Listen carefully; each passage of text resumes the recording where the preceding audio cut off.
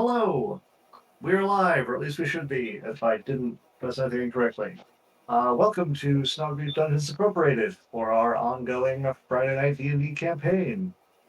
Uh, we will not be having our usual game next week, as two of our players have various real-life situations. We will be doing a one-shot with uh, some new fun characters, so look forward to that.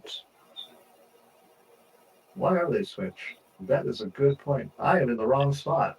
Yeah, we've got a special twist for today. The twist isn't oh god, it's a dragon. The twist Now, is that Andrew's playing Fern and Yeah.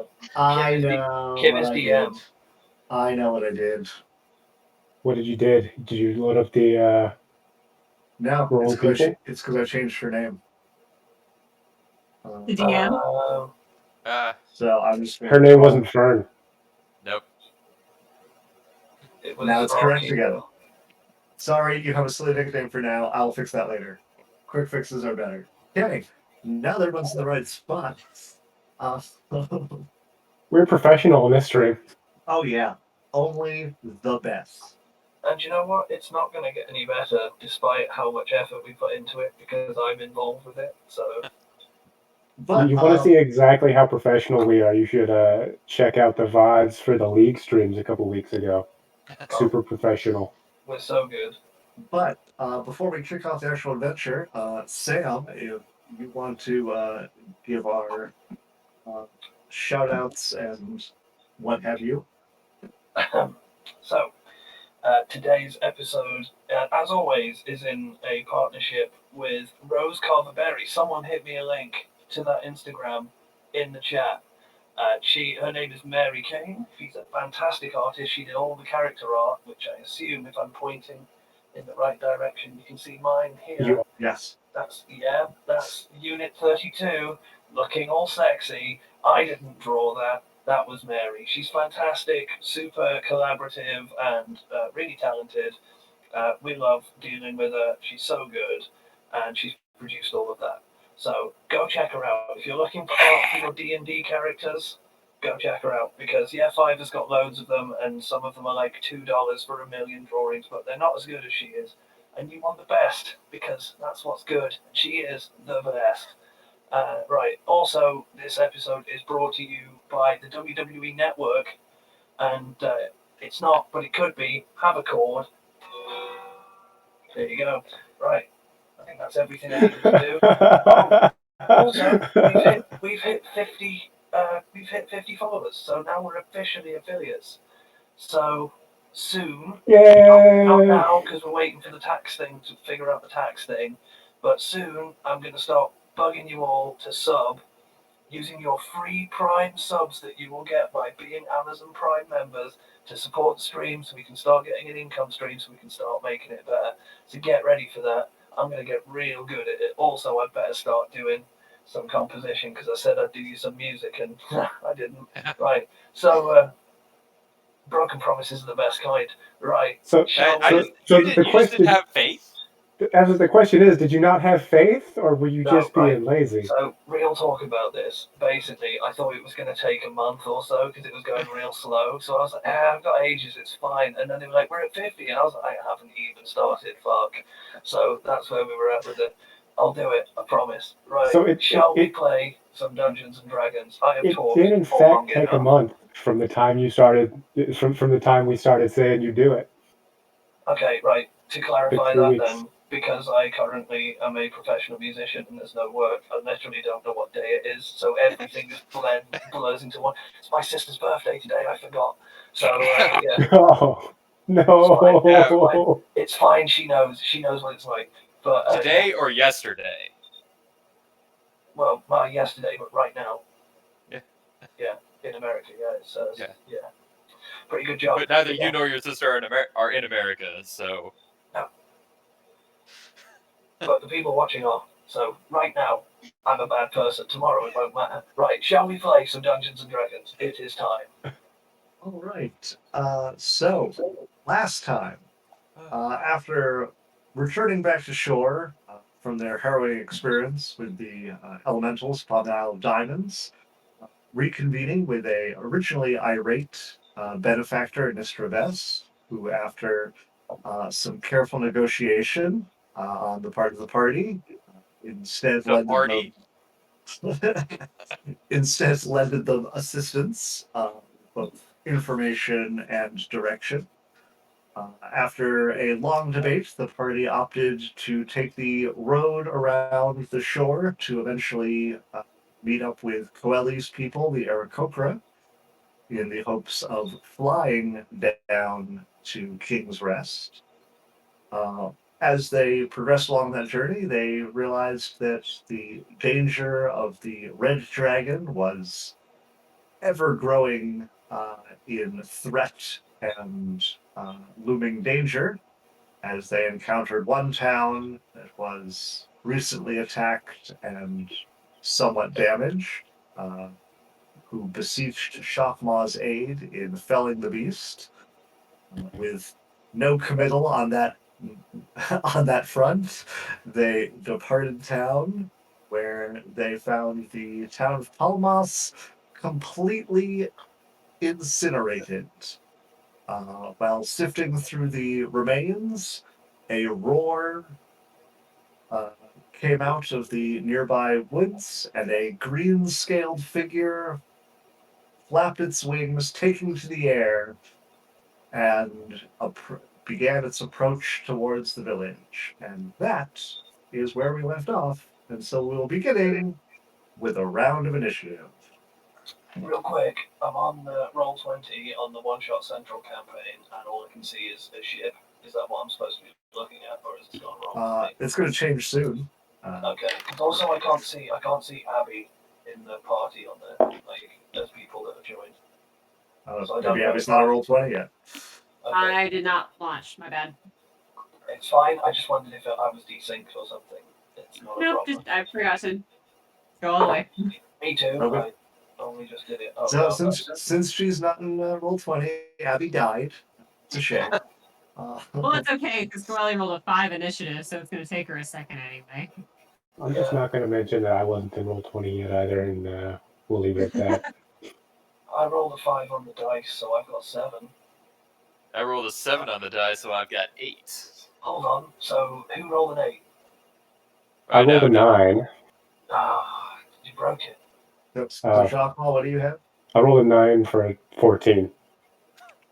Coeli 5. and Fern. 13. All right. These people with their double-digit initiatives. Fern's just there being adorable and confident. Way to ruin the curve. Yeah, exactly. I mean, She's always just over there being like, I'm great, also adorable. It's like, yeah. I rolled for the straight. I rolled the 9 for the straight. I was trying to get on the straight. All right. So, first up in the initiative order is going to be Shockmaw with a 14. So the creature you see before you is scaled green, wings outstretched as it's currently flying about 20, 30 feet up in the air. It has a long tail with a barbed stinger at the end of it. I take it it's not on the map yet? It is on the map. It is right here. Oh, okay, my bad. It just kind It of just blends in real well Yeah. because colors. Are any of the buildings, are these buildings all knocked down? For the most Or- part, some of them are still are still in a position that you would be able to climb on part of it, if that is what you are looking to do.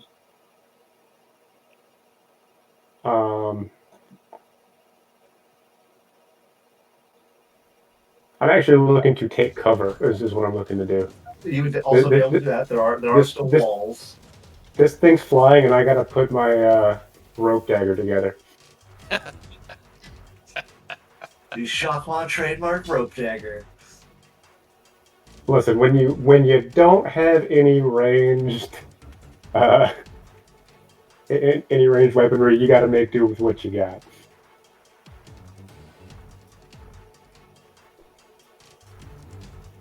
Is this building right here Does it still have a roof on it? Would it still be adequate cover? Yep, you'd be able to run up into it. Right.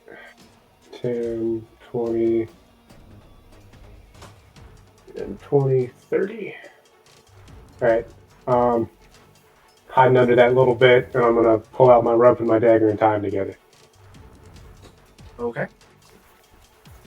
Jafar runs up and begins getting to work assembling his weapon. Next up is Fern. So I'm actually gonna kind of run up behind him, but I'm not gonna make it because I only have 25. Oh wait. So I will move 25, be close, and next I will. You have a Jacmal, you have less than 16 AC, correct? Correct, I got a 15 AC. Actually, I'm gonna go ahead and be slightly aggressive for Fern and go ahead and start conjuring animals that can fly. Let's go. So I'm gonna cast, and I'm debating if I want it the one. I'm gonna do giant owl, which is the 1/4, so that counts. So, I don't want this. Actually, I'm gonna do golden eagle instead. I would like cast to get a golden eagle, which is a 1. So I have 2 beasts, 2 golden eagles that I am casting. Okay. I was not expecting this, but Sorry, I can also send you the link for that because I have it already. oh no, I don't mean that. I just have to now provide you some eagles. Okay. Where are you summoning them? Right above me. Or maybe where the green dot is. The main one.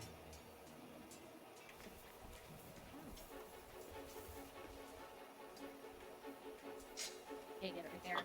It just drew a shape. Sorry. Okay. Didn't mean to action. And that's it. There are your 2 eagles. And do you want me to go ahead and roll initiative again? Sure.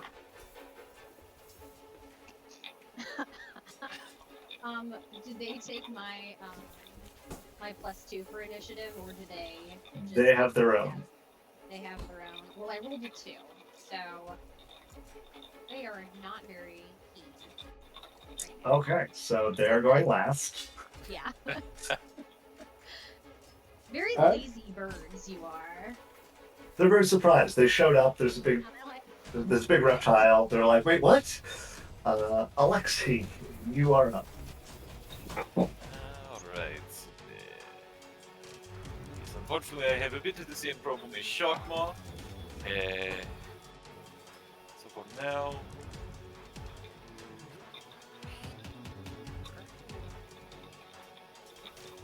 Nice diagonal movement. And I will.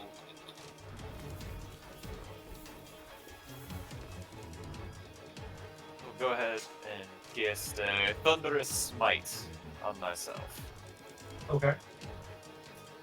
As a bonus action. But nothing to be done for my action, sadly. All right. That brings us to Unit 32. Wow, this weapon whiffed its initiative roll. Yeah, it did. Yeah. Right. I love that. You know the DM's not happy with this dice, and you go, "Wow, this screwed up." He's like, "Yeah, yes, it did." Yeah.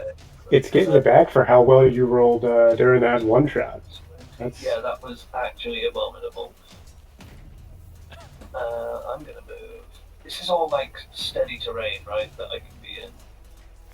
Yeah. Where you are is all open ground. Okay, cool. And I can see it from here. Like, there's no trouble. Yep, no it's issues. up in the air. So I figured as much, but just wanted to make sure.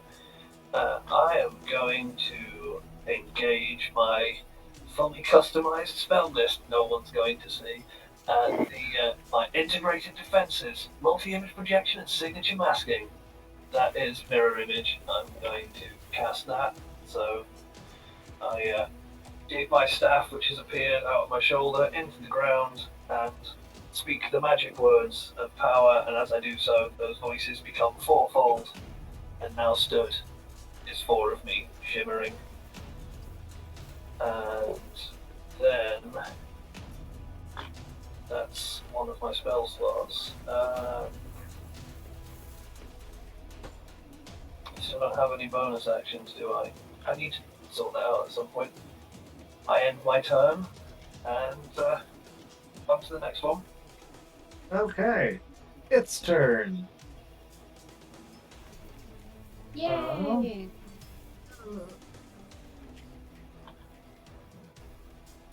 So it's going to go. Absolutely Shrek us.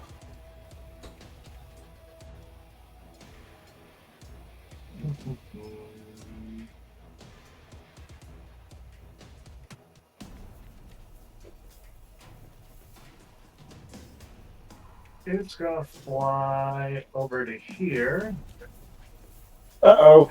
at which point it is going to see a tasty morsel.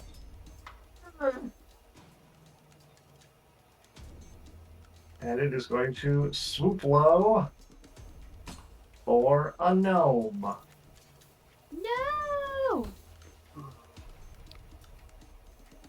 These bastards. Out in First, the it open. lashes out with its bite. That will be a 19 to hit. It hits. And that will be 11 points of piercing damage.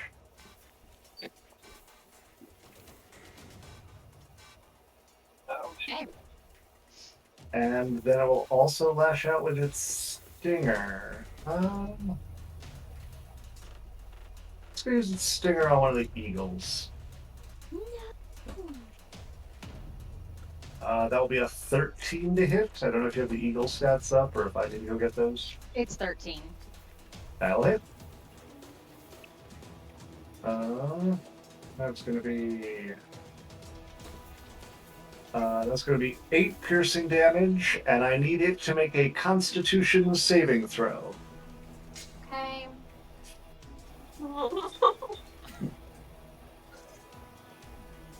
19. Okay, it will succeed, so it's only going to take half damage from this. So that is going to be 13 poison damage. Bye, Eagles. Alright. So it Oh comes boy. over, it flies by, bites Fern, and the tail lashes out, hits the eagle, and I'm pretty sure the eagle's done. It has 4 left. Oh wow, it's still standing. Wow, okay. That's a So damn it hardy impales eagle. the eagle as The the eagle Eagles are hardy.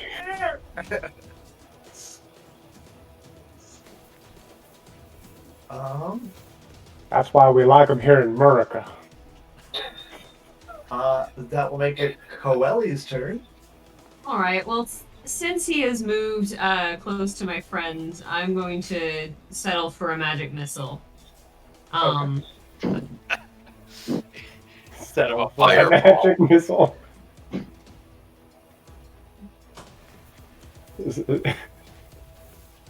3. Okay.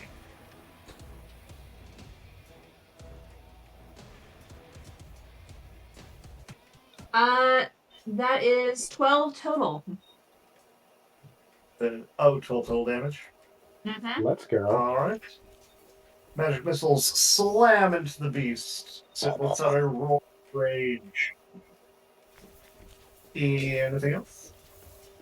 I will fly sort of in the air, not like super high, but just, I don't know, 10, 15 feet up off the ground. Okay. And I will maintain my spot on the map. Okay, that will be the Eagles' turn with their 2 initiative. Yes.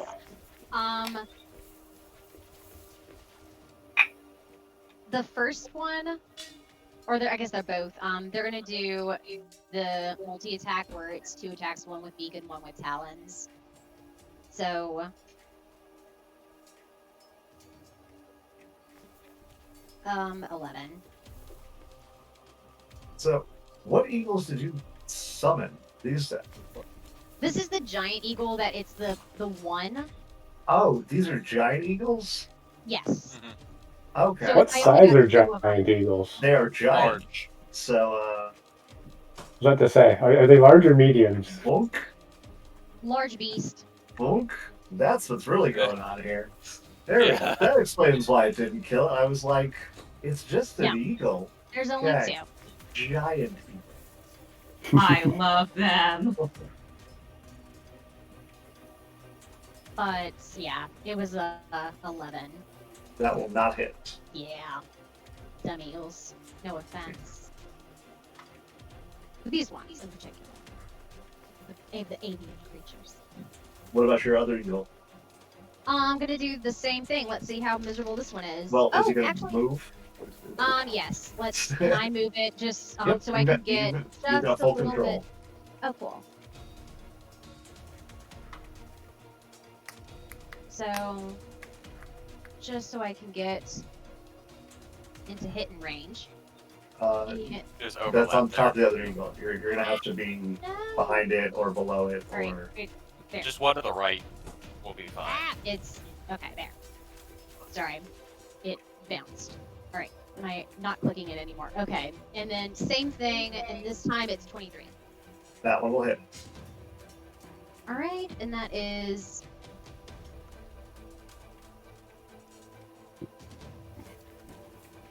for the beak. It does 4, and then for the that's terrible rolls. 3, 6 damage. So 4, 10. So you're doing That's- both attacks? Yeah, it was the multi-attack. 2 attacks, one with its beak and one with its talons. Yeah, you roll them You roll separate. for each They're attack. two separate attacks. Yeah, that I added it. It was 4 and then 6. You rolled 1 d20. You should have rolled 2 d20s, Oh, one sorry. for the beak, one for the talons. Well, that one is 18. That will still hit. So okay, there we go. So Sorry did about you only that. roll? Did you only roll a single attack for the first one? Because if so, then you do have a second attack roll for the first eagle as well. That one that one was rolled twice. Okay. Okay. And I you just got you got an 11 both times. Yeah. Okay. One was the Oh. Actually, funnily enough, I did. Okay. All right, that will bring us back to the top of the order. Before Shockmaw goes, the wyvern begins to furiously beat its wings, and so I need Fern, Shockmaw, and this eagle to make strength saving throws. Strength throws go. Shockmaw and being knocked away, back, down. And To be fair, I'm 50-50 for being knocked away. One I passed, and one I failed. Yeah. Burn had 19, Okay. and Chuckle got 16. Okay. And the eagle. the eagle got 15. Okay, you will all take 6 bludgeoning damage, but no other effect, as you hold strong against the wind battering against you. I believe that was the eagle that took the damage in the first place, correct? That one Yes. is still one. Yes. That one is dead. So it does not hold strong. It thought it did, but Nope. It at least doesn't get blown away. It doesn't get blown away. It just drops. But that will make Brings it. your pet birds in, and things going bad. It's like, That what will was make it that? Shockmaw's turn.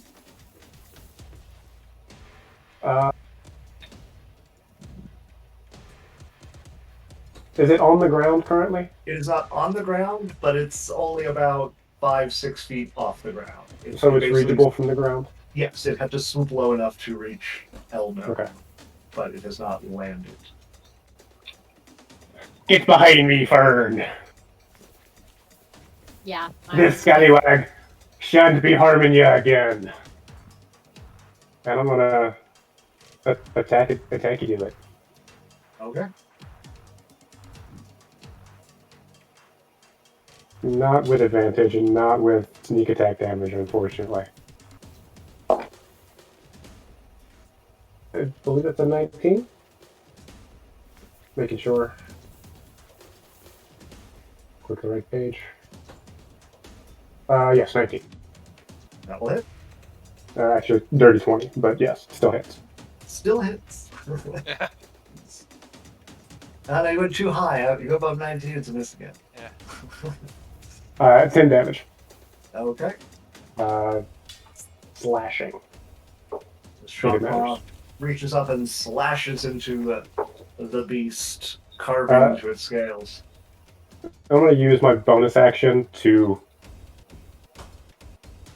quit my attempt Your to rope whip dagger. my rope dagger and hit it again. I think I'm going to give you disadvantage because this is an improvised weapon. That's fair.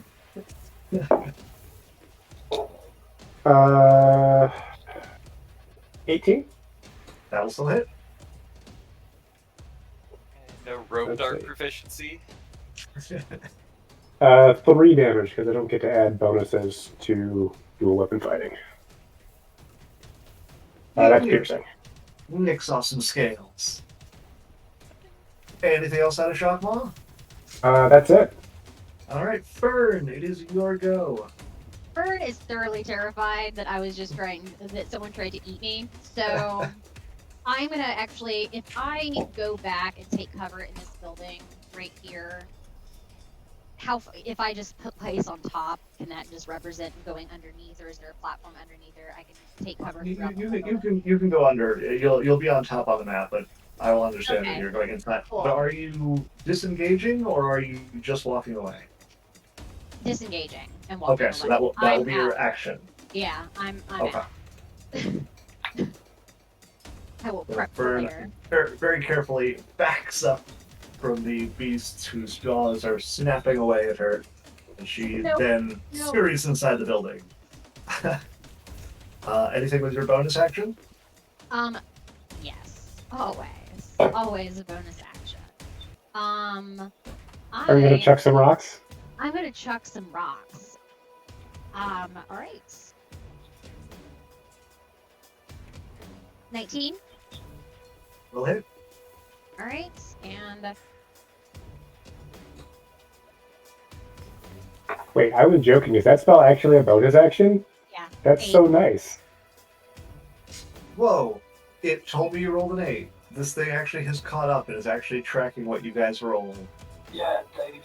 I like campaign rolling tracker. this, but if I don't want to maths, I'm gonna. Although 5 plus 3 is not a very complicated That's math fascinating. D20 literally told me Fern rolled an 8. That was. Yeah, D&D Beyond is the campaign, the new campaign tracker on the top right of the screen gave me Fern's roll. That's super cool. Thanks D&D Beyond for sponsoring this session. They didn't, but they could. Anything else, Fern? That was all I can do. Just throw a rock. Alright, Swiftly. Alexi. You're all charged up with thunderous power. What you gonna do? I'm going to move here so that I have advantage with the eagle on the other side. And I'm going to swing my hammer. That is a dirty 20 to hit. I will hit. And because I can, I'm a smite. For a total of 2d6 for them all, 2d6 thunder damage, and 3d8 radiant damage because I'm using a second level spell slot for the smite. And You it's rolled super- all ones, folks. Here we go. Yeah, get ready for it.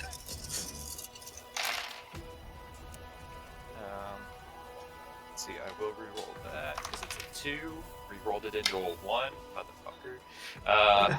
Oh no. Oh, don't say oh no. Yeah, that was minor. So we have 5 bludgeoning damage, 7 thunder damage, and 16 radiant damage. Big hit. There's a clap of thunder as Alexi's maul slams into the beast, and electricity arcs out from it as it roars back in pain. Then the follow-up is it does have to make a strength saving throw, DC 14. Okay. That is going to be a 20. Okay, cool. Then I will just make my second attack off of the attack action, which is a 24 to hit. Also hits.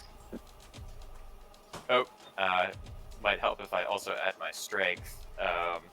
So that is 11, 14 bludgeoning damage, and there should have actually been 3 more on the last hit as well. Okay.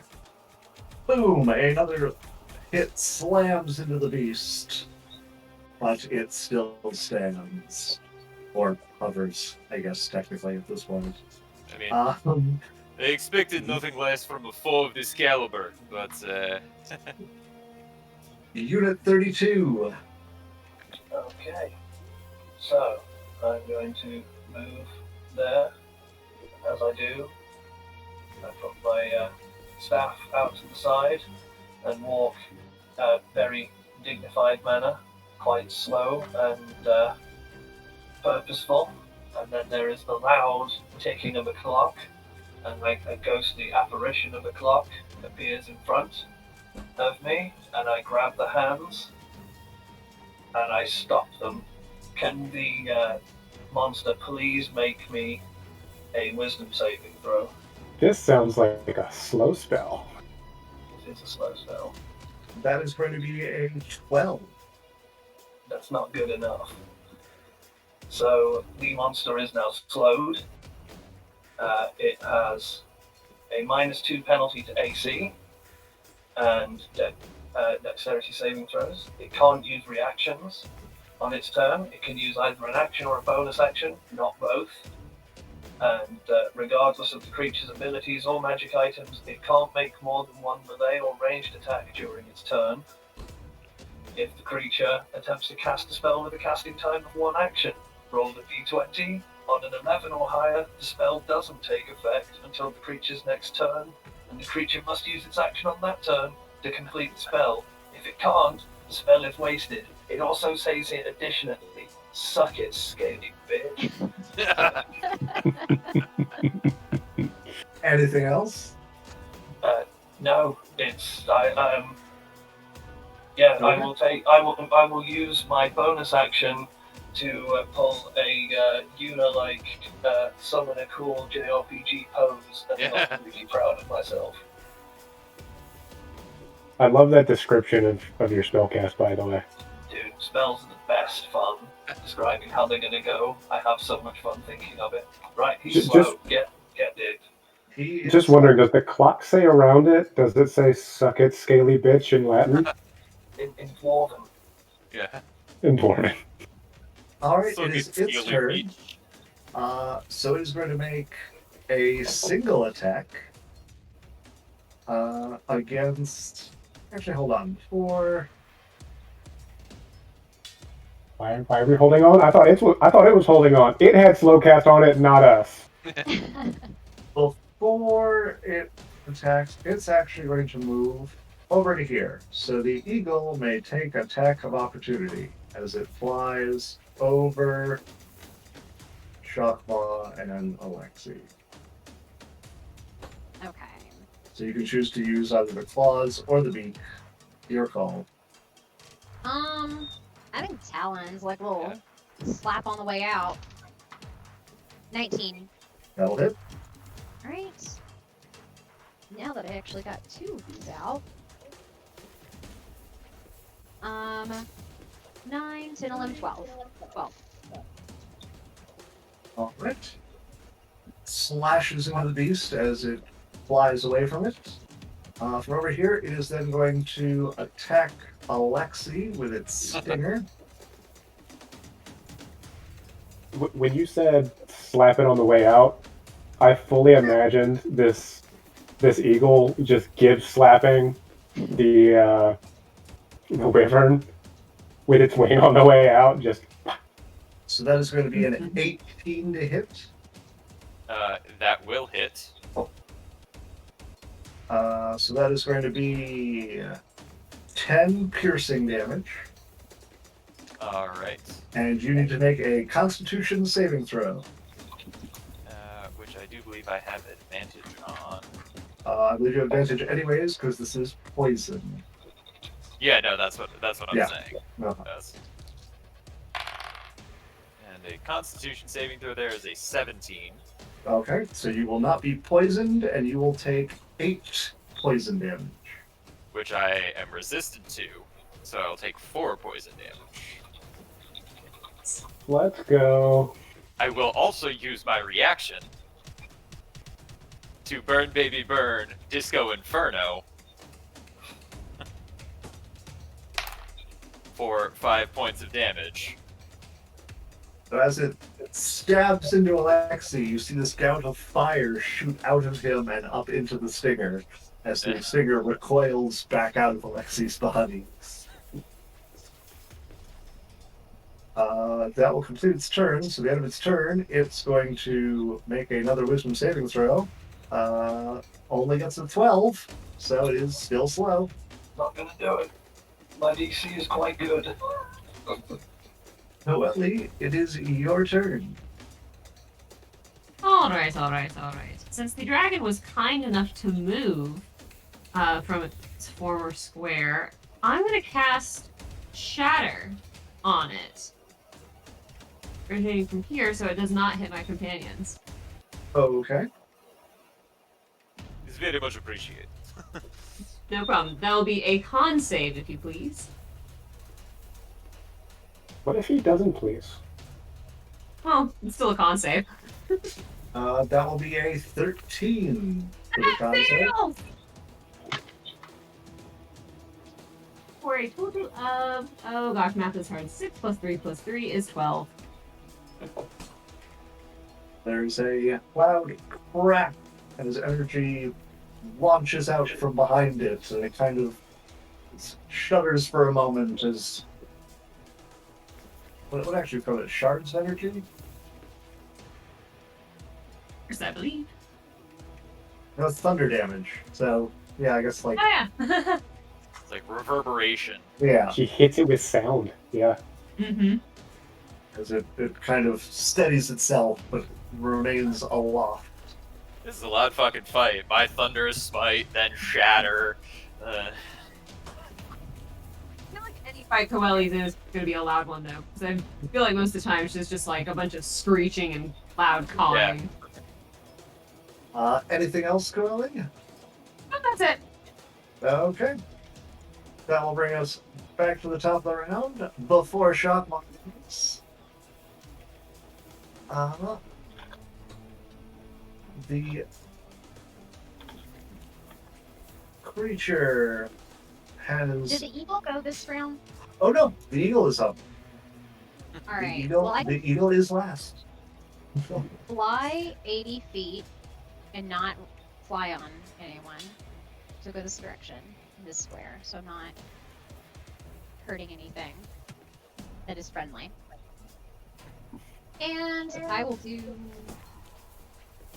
the same attack, the same multi-attack. This is a very one-note eagle. First one, natural 20, so 25. That will hit, and that is a crit. So double damage, or double dice, sorry. Alright, well, since that one is just 1, so 6, 11, 13, or 14, sorry. Okay, 14. And then the next one is Talons. And that one is just a 16.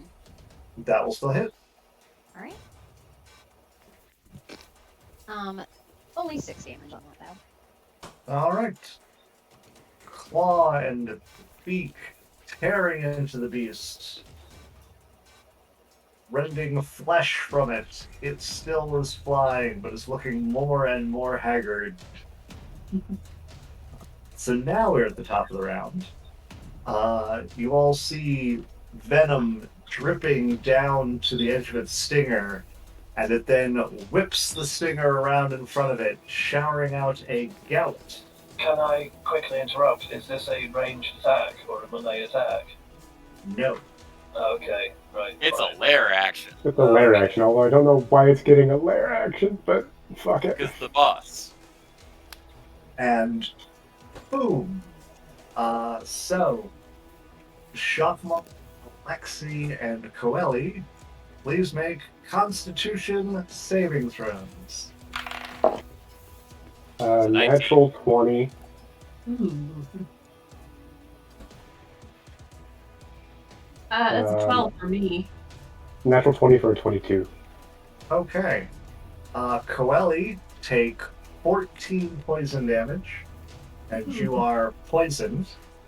The other two take 7 poison damage, or in Alexi's case, 3. And you are not poisoned.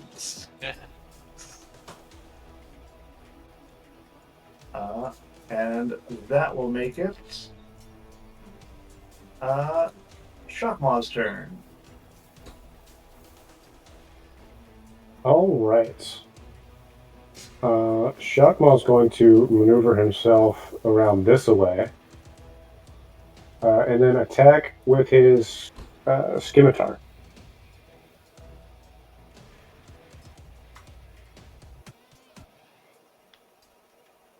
Um, 15. 15 will hit. Hey, let's go. Both of those dice rolled 7s. It really wanted that number.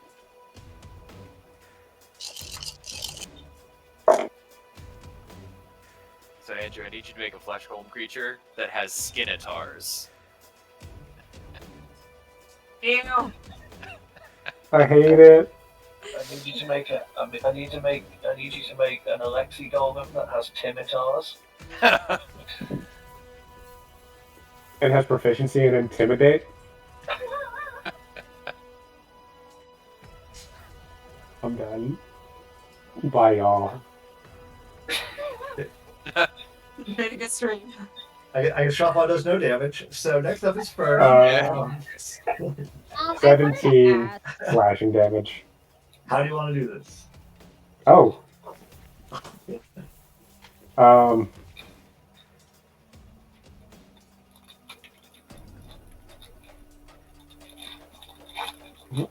What exactly did it do with the spray? Did it come out of its mouth, or was it Oh, its it was tail? its or tail. It's basically like a large amount of the secretion kind of oozed out of it, and then it just whipped it around. what? I'd like to climb on its back and slice its throat. Okay. So as the tail whips around, Shockmaw, in a deft display of acrobatics as befits his swashbuckler nature, grabs the tail in midair, shimmies up its back, and slices through its throat.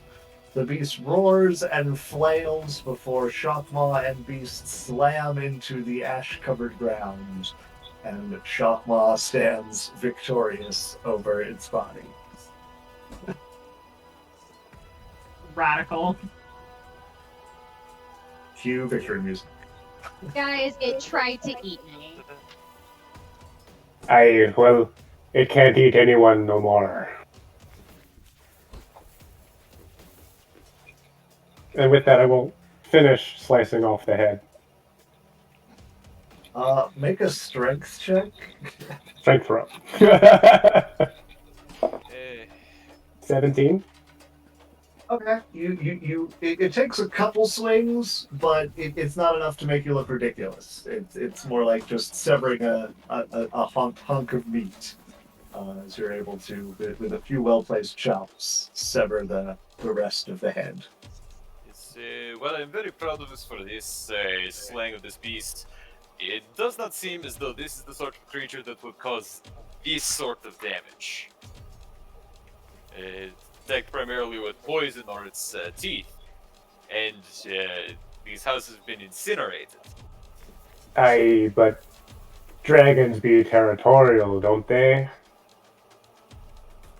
Maybe the big red guy was trying to find this whelp.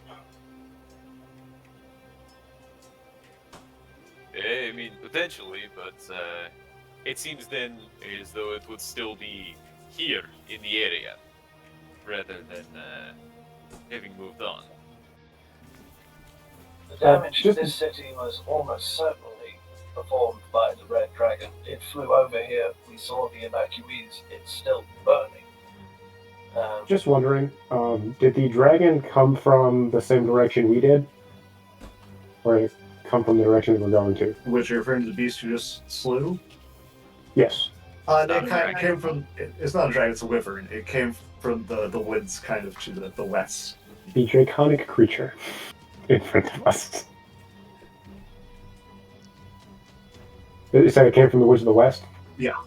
Okay.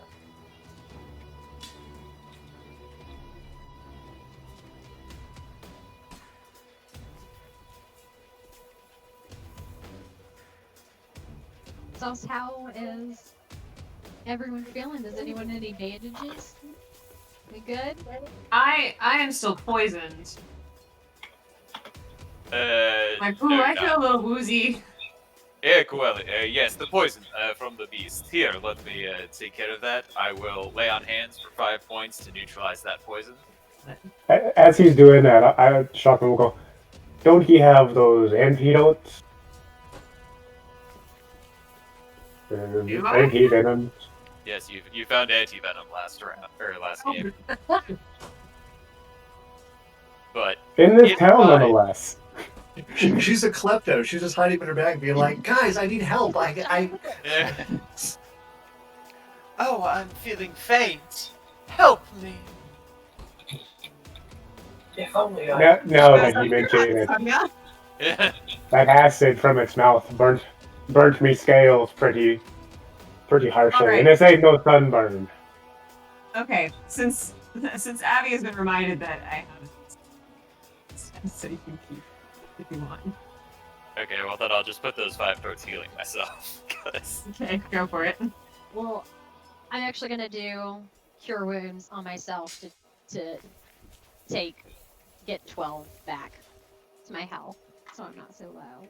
So we push the button for cat and heal. Yay!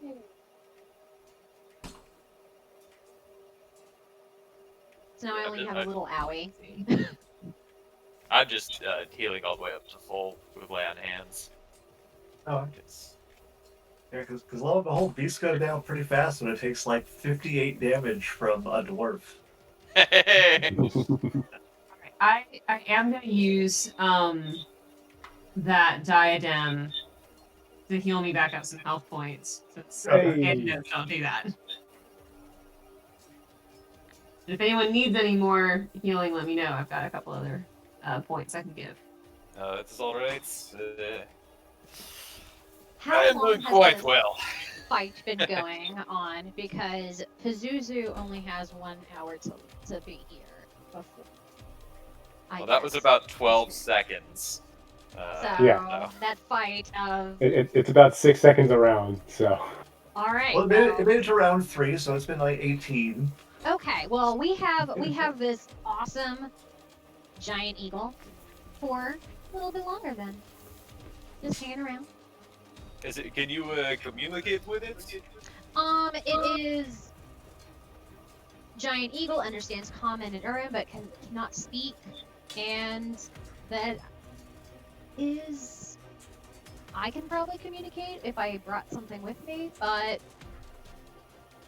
he cannot speak. You see, because it would be Take nice my to know. commands though. It would be nice to know if there is anything else lurking around. Perhaps it could fly around and Yes. indicate.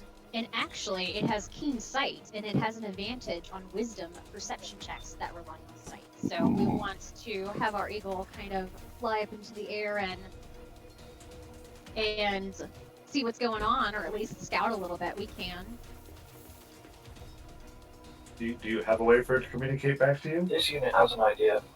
I pick up a small stone, like a rock, like a small rock, and hand it to the eagle, and then say to Fern quickly, does it understand spoken language?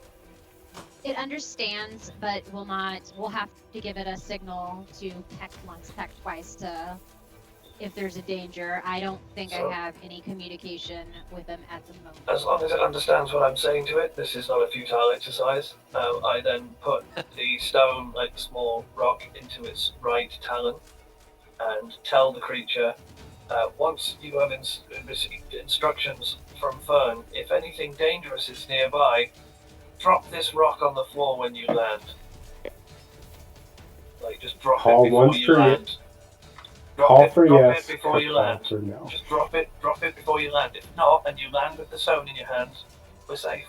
There you go. Good That eagle. works. Gives you a. Okay, Okay. communicated with it. So and then you're then asking it to go up and take a look Go around. up, kind of scout around. So. Okay, make a- advantage. Yeah, make your perception check.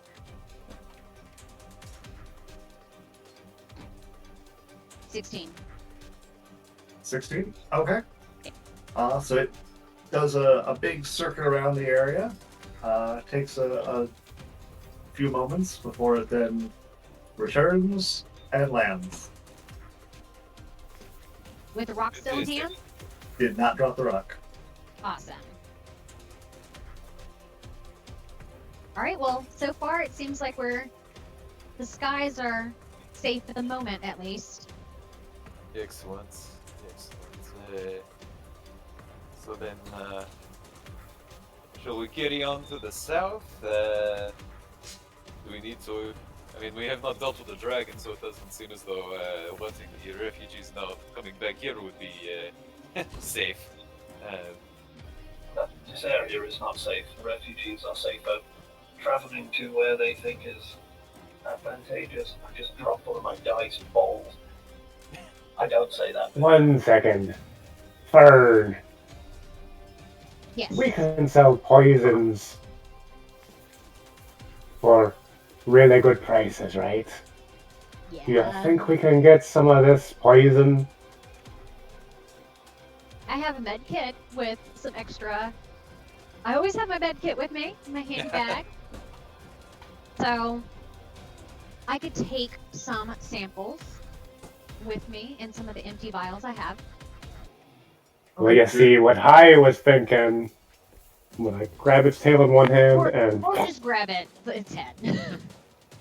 You could carry it that way.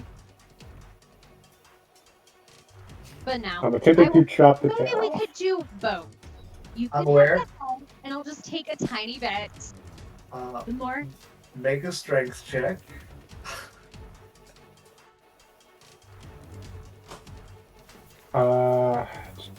I'd like to be standing away from the wyvern while he does this. That's a 14. 14. Okay. Also make a dexterity save for me. This one's a save, correct? Yes. Okay.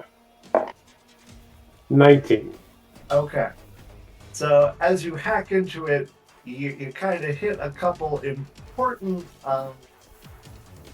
internal vessels. You and- popped the glands. Damn it. You And- popped the glands. and some poison kind of shoots out in a spray, but you manage to get out of the way, and none of it actually affects you as you finish cutting off the stinger. Are we able to save any of the poison?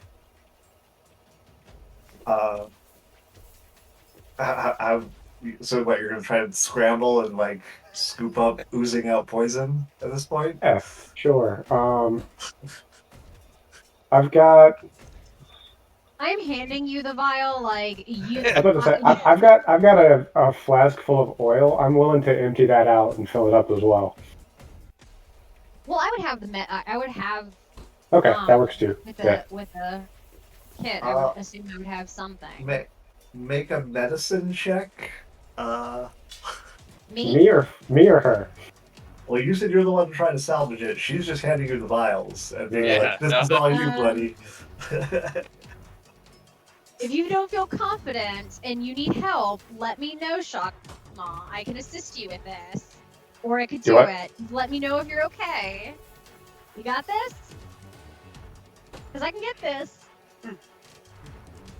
Do I look like I've ever harvested poison before? Shock Maw, would you like Decidedly not. Would you like me to do this? And I just like raise my hand to get the vial back if you would like me. Right. Alright, 21. Okay, you're able to get 6 medicine. you're able to salvage about a vial's worth Alright. from the Mets. You can tell that due to his inexperience with the beasts, the source of the poison is not actually at the tip of the tail, and so Shotlaw has sliced through what would have been the channel the poison flows through.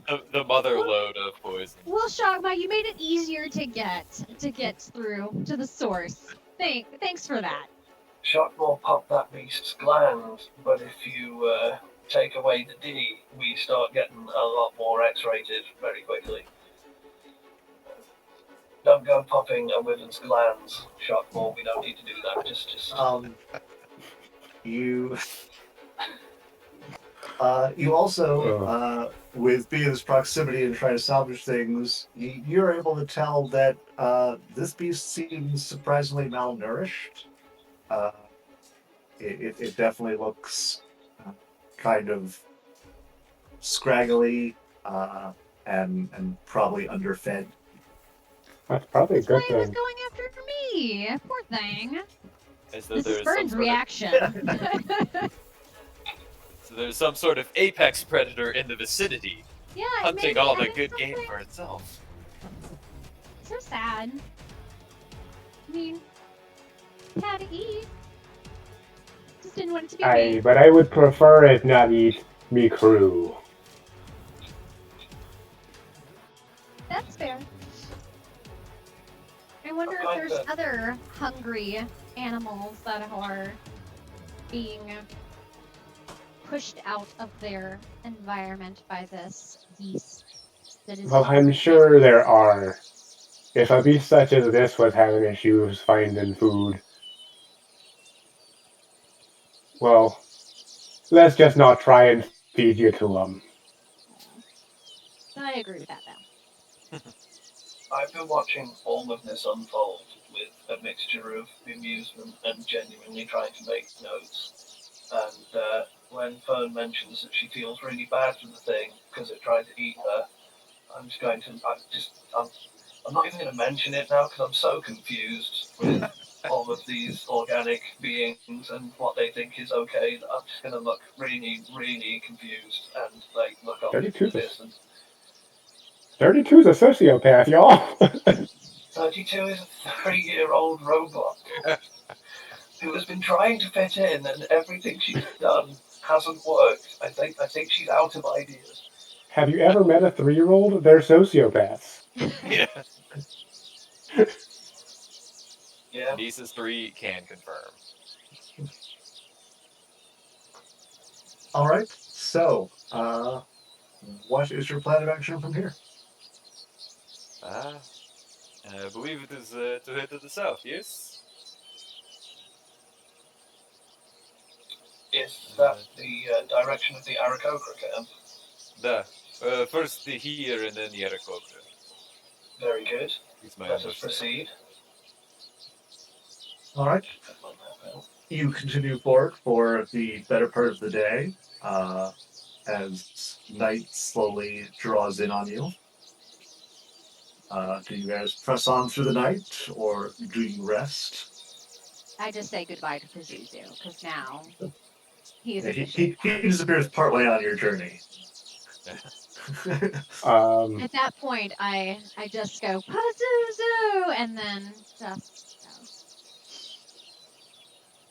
go. Oh no. It does seem as though resting might be a good idea, though perhaps without the fire, given the large fire dragon that is supposed to be around here, rather than drawing attention to ourselves in the middle of the night. Agreed. I agree with that assessment.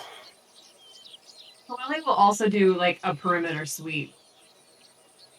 Okay. Are you looking for something particular, or Just seeing if there's any signs the dragon has been near here recently, or could be coming this direction, could come back, anything like Okay. that. make a perception check? Natural 20. You feel like you are completely eyes of the eagle. This land is your domain, and despite the rather more quiet aspect of the countryside, there does not seem to be any impending danger that you are able to see in your aerial surveillance around the vicinity. Wait, Everything so looks she thinks it's her domain now? Under the 20, she was seeing everything. This is I my think the element. dragon might have issues with that. She had claimed it. I was here first. Were you though? The creature that lives Yes. 30 Yeah, years probably. versus the creature that lives 30 years versus the ancient red dragon who is potentially thousands of years. I was here first, bitch. I've been alive 3,000 years. Okay, I'm incorrect. But the point is, I'm annoyed at you. I was back first. You know what? It might. Oh my god! What the? Oh, Yeah, it's the right? wrong time to look at chat. Oh god. It might let you live just because it's laughing at you so hard. If you come at it with that attitude. But all right, but do you all bed down for the night? Yes. Yes. Okay, the usual arrangement of 32 doing your pseudo watch as you are aware but resting. I'm also going to cast alarm around the party resting. Okay. Give me a perception check for your watch. I know how much you love those. Oh yes. It's good. It's real good. Let's just say it's a big number and just fun. What do I see? How big? Like 4?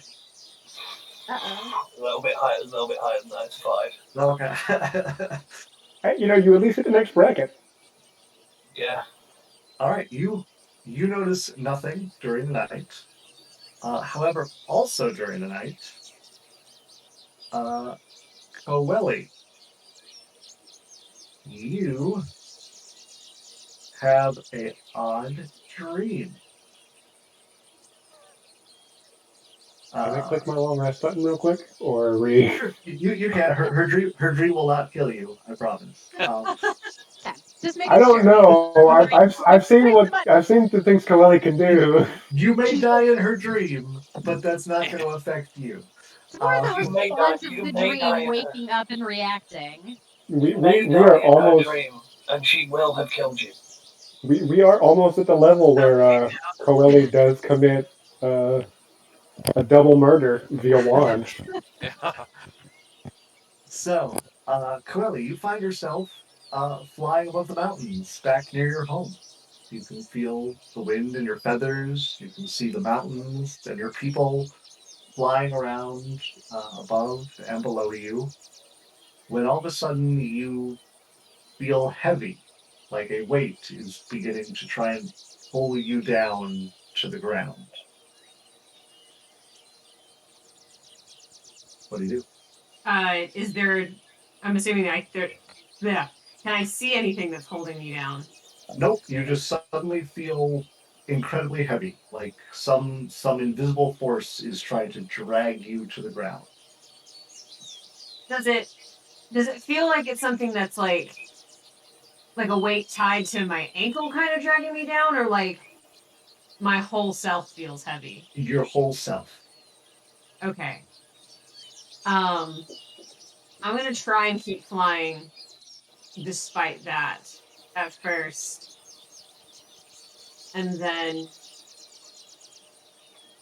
will fall a little bit to see what happens.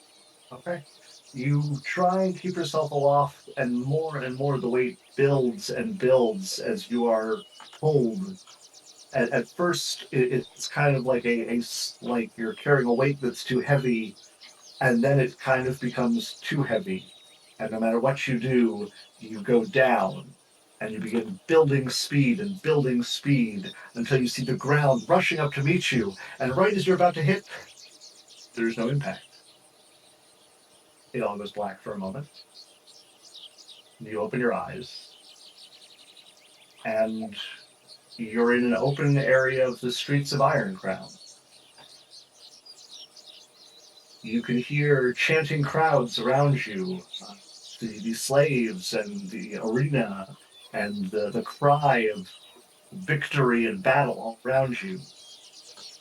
And before you, in the open space, is a single figure with a familiar face, wearing the robes of a priest.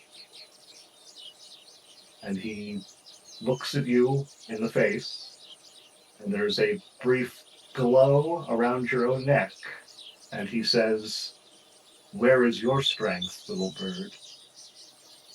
And you wake up.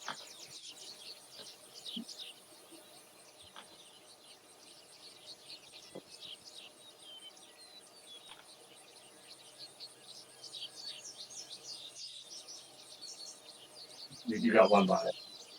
Okay.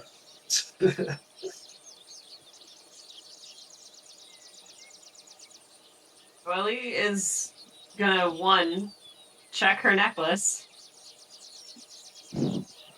Okay.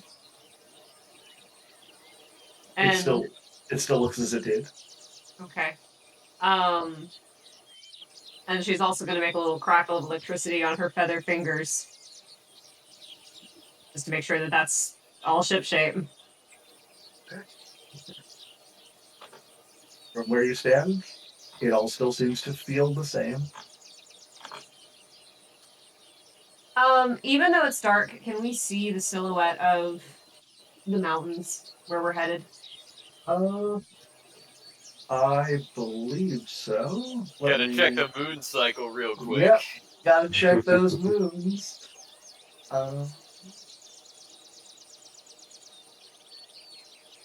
while you're doing that, Yeah, you got like a half moon and kind of like a small sliver. So I'd say there'd be enough moonlight to even probably make out the distant mountains. Okay.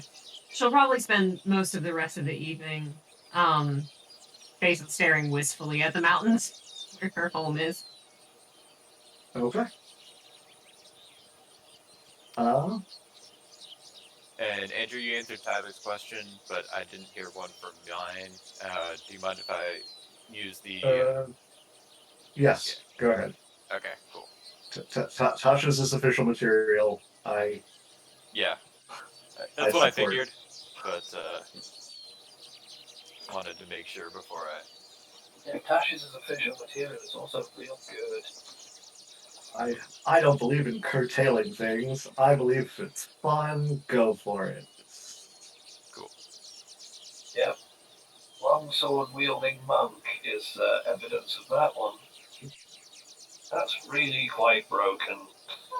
But all right. After the night passes and the following morning comes, the rest of you awake. Coeli is already awake after her shorter rest.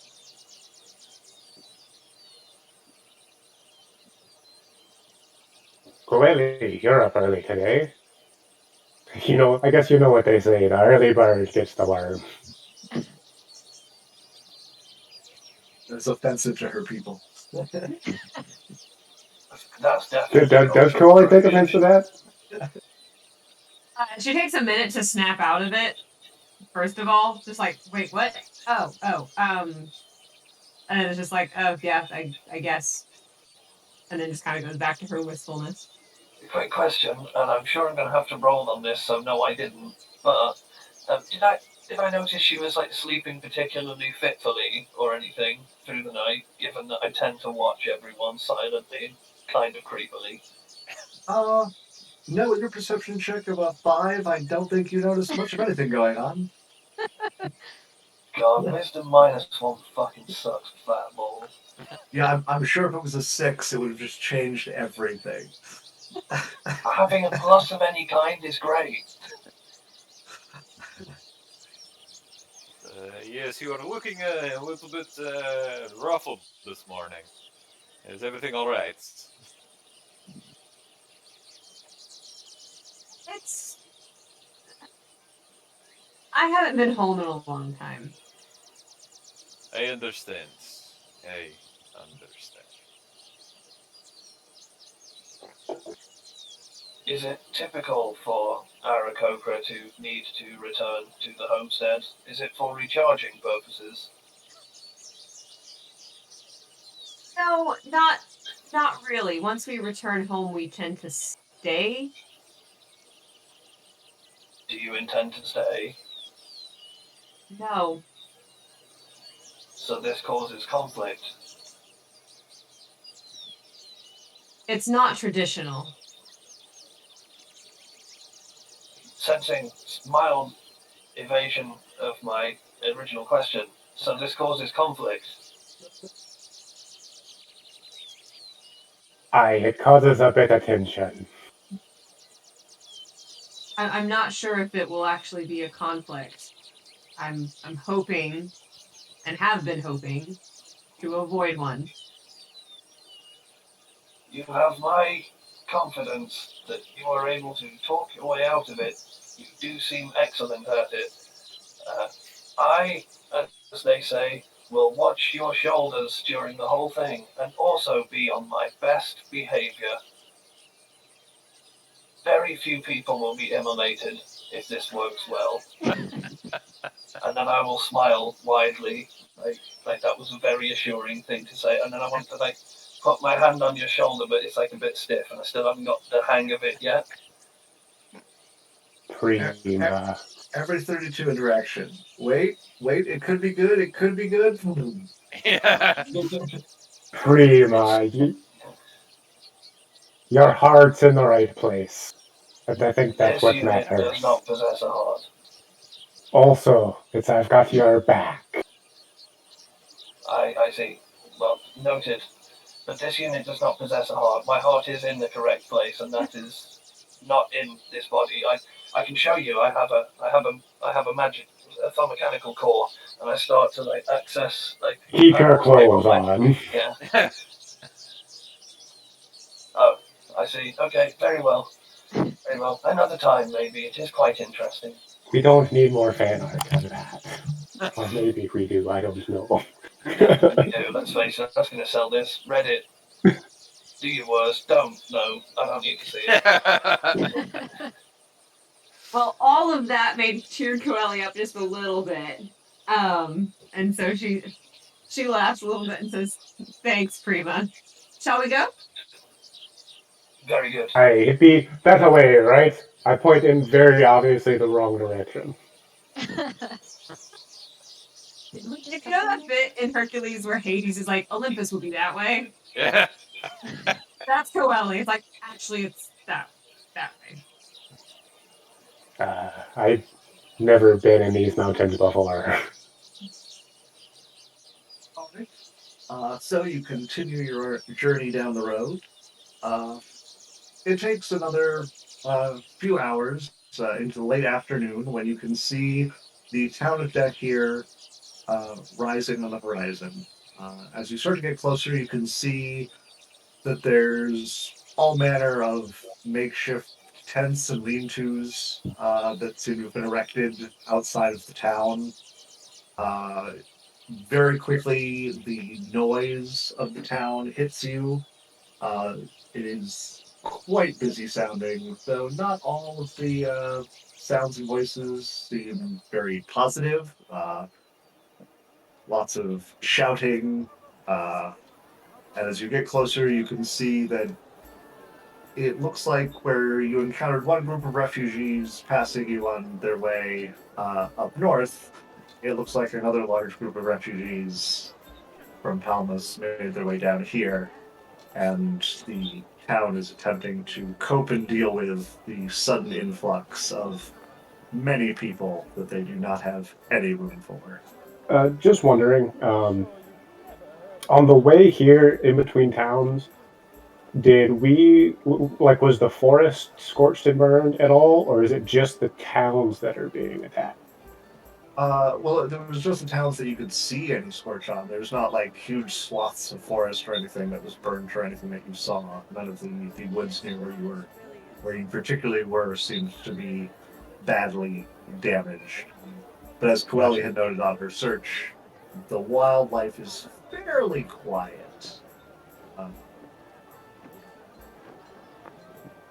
Not quite cryptic silence in the woods, but it is definitely a very hushed tones on your travels.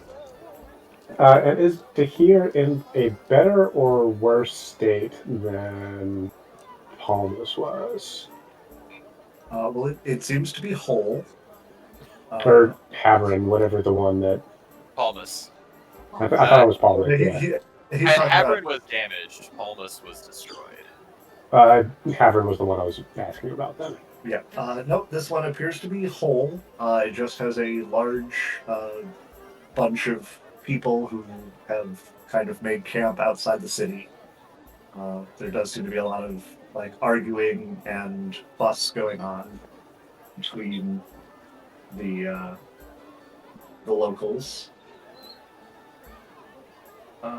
As you get closer, a figure wearing a blue tabard comes up to approach you, going, "Hey, what's your business here?" See, the plan was to pass through. As you may say, we have an Aarakocra here with us. We're going to visit their village. So you're not planning to stay? Not for long, if we do. So, well, excellent then. We've got way too much going on.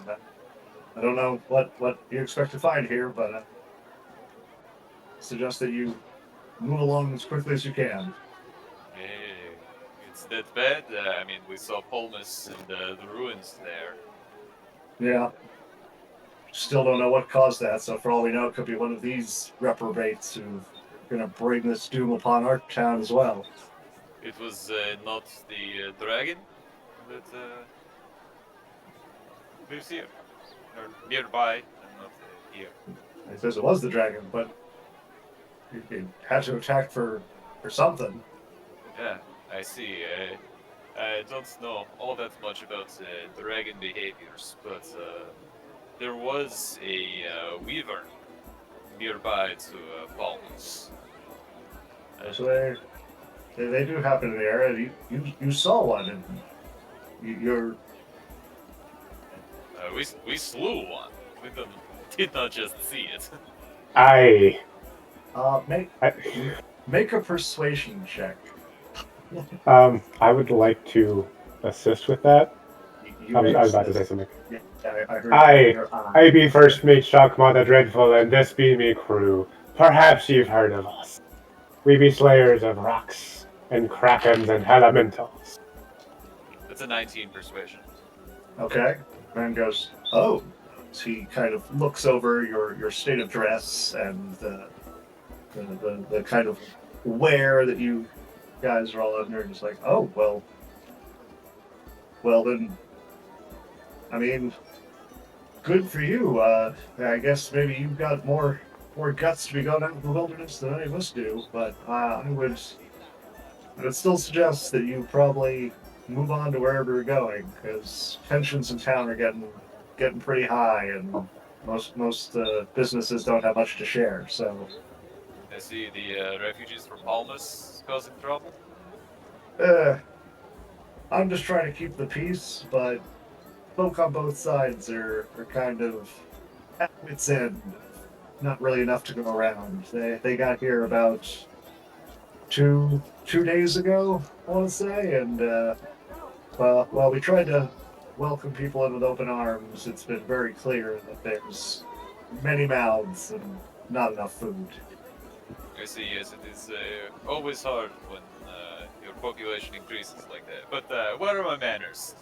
You've been introduced to Shockma here. I'm Alexi. It is a pleasure to meet you. Pleasure to meet you, Alexei Shakma. I am Arden, I'm a member of the city guard here. I see. Yeah. That's, what time of day is it? I said it's like late afternoon. It's like about 2. That's not late afternoon. Sorry, early afternoon. Mid-afternoon.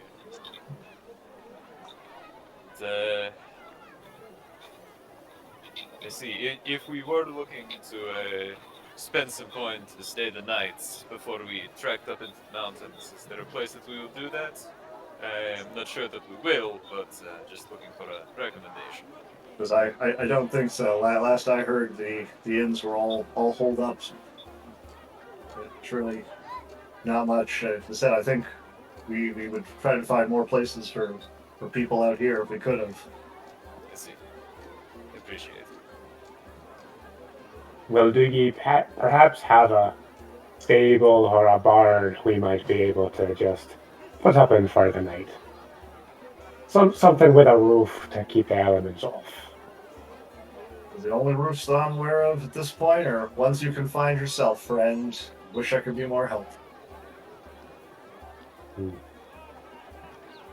city guard are overstretched, and the town seems to be over capacity. Perhaps we should proceed through and camp outside, if indeed we need to camp. Yes, Coeli, about how far from your village are we? You're muted. Ian, how far are we? I knew that question was coming, so I was opening the map so I could answer this important distant question. See, my being muted just bought you more time. So you guys are about a good 30 miles from the mountains. Oh, Uh-oh. Okay, My bad, you're back. sorry. You're back. Is she back? I She's should back be. for me. Interesting. She's not on my main computer, but I see she is on the stream. Interesting. It specifically says no camera on my screen. That's Andrew actually kicked her, and that's why. Yeah, the truth comes out. So it's about 30 miles to the mountains, and then it'll probably be about another day a trek up into the mountains, as it is not a easy climb. And we don't have any. Do we have much in the ways of supplies for food, or do we just get enough to get to Palmasat? Shakma, I think you had the food supplies. We only got for a day, correct? Yeah, we would be on whatever personal supplies we have now, unless we hunted at all. Well, I was about to say that you mentioned that the early bird is the word. We may all be getting some worms. Source of protein. He does like this in the background, just I just imagine you being like Timon and the Lion King, just like pulling up the bark and be like, "Grubs, they're delicious." They are delicious. Slimy, cricket yes, taco. satisfying. All right, so what you gonna do? I think that we should probably pass through the city and try to let them have the relief that they have and us continue on, not being a burden. But that is just hard. I don't want to be a burden to anyone. I say it's up to you guys because I could fly and be fine, but it's gonna take a while on foot. About how long do you think it'll take us on foot? Well, given the distance that Chloe said, it would probably be 8 to 10 hours. Standard days, which would get us there quite late in the day. It's not wholly unreasonable, but It would get us there like around 10 o'clock midnight, like middle of the night time. which is late I've in made the tries day. like that. Yeah. I find that acceptable. Yeah. Of course, Now- you do, Reba, you don't sleep. Your people won't be angry with us for coming in late at night, will they? They won't Well, we won't attack be us, coming, will they? well, we won't be coming in late at night. We'll be getting to the mountains late at night, and then we Yeah. camp and go up the next day. Ah. A day and a half to 2 days. But I'm fine with moving on. We can. Alright, carry then. on. Is there perhaps some place we might be able to buy some supplies? Maybe a day's worth.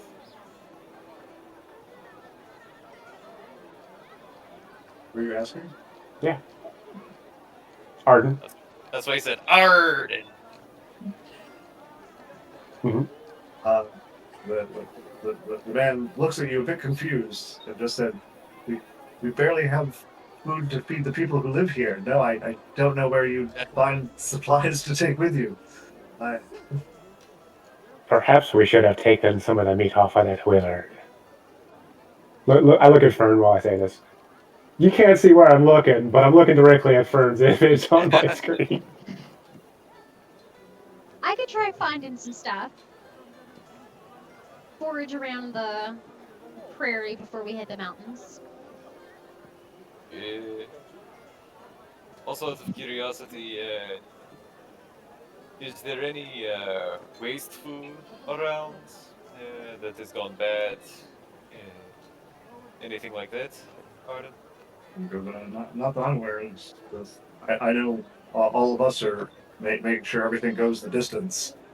Of course, of course.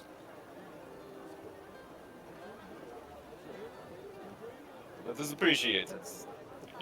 Best of luck with your tent. Well, thank you. I think we might all need it.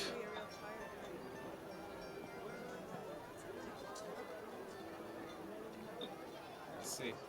But shall we carry on? So you walking through town? You walking around town? Onward and forward, I say, again pointing in completely wrong direction. A different wrong direction, but we'll get there eventually. Yeah, I've sure, got my friends. I've got 360 degrees until I eventually get it right. Right? How that works?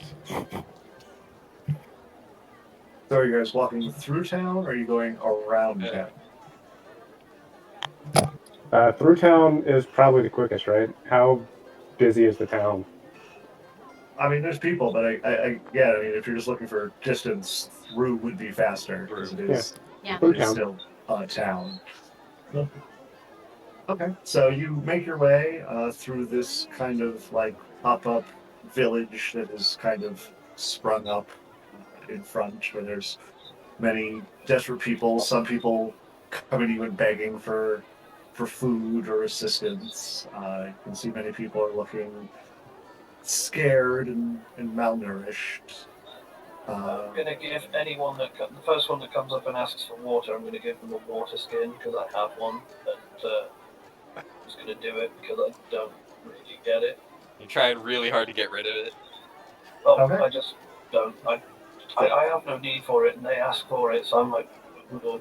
The person is incredibly appreciative, at which point like 5 more people come up to you and also beg you for water. I explain that I cannot provide further water. That was the only water I had.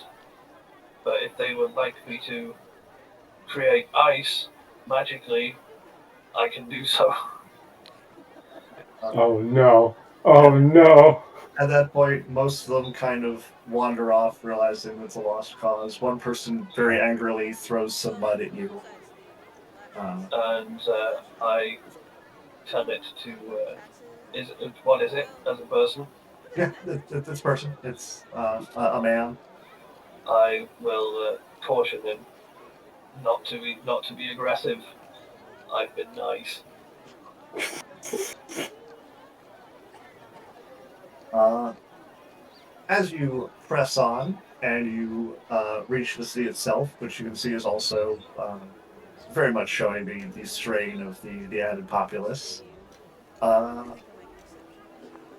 a figure comes running up to you and goes, excuse me, you don't look like you're from around here. The person running up to you is a young man, probably early 20s, long red hair, kind of unkempt and just kind of just pulled back in a loose ponytail. He's wearing chainmail, has a white tabard with a red cross on it. And, Your skills of observe. Sorry. I thought and you were a done. sword at his side. He's kind of got looks like a 2 or 3 day stubble growing. It's very patchy. Your skills of observation are on point. We actually aren't from around here. Well, By the looks one of of it, us is. neither are you, Mr. Baldean. Goes, oh yeah, yes. Right. I guess I should be keeping a lower profile out here, but where did you come from? The Balmus. sea be my home. You came from Palmas. Did it more make it out safely? I don't know what the base number is, so I cannot say as to whether more did or not. But did you see any more people on the road? Not from Palmas to here. Pardon me, interjection. I will reach into my bag and grab those Baldean sigil things that I found and hold them towards him and say, do these belong to you? He looks at them and for a moment looks a bit sad and says, no, those were Urin and Jordo. They didn't make it out. Sadly not. I recovered these from the wreckage. You may keep them if you need. I have If you're laughing around the name, Abby, it's not spelled with an E. It's not spelled with an E. I was also trying very hard not to laugh. See, it was bad because I started laughing and then I poop on Critical Role all the time, and that made me laugh harder. I think Jordo is just a new slang for.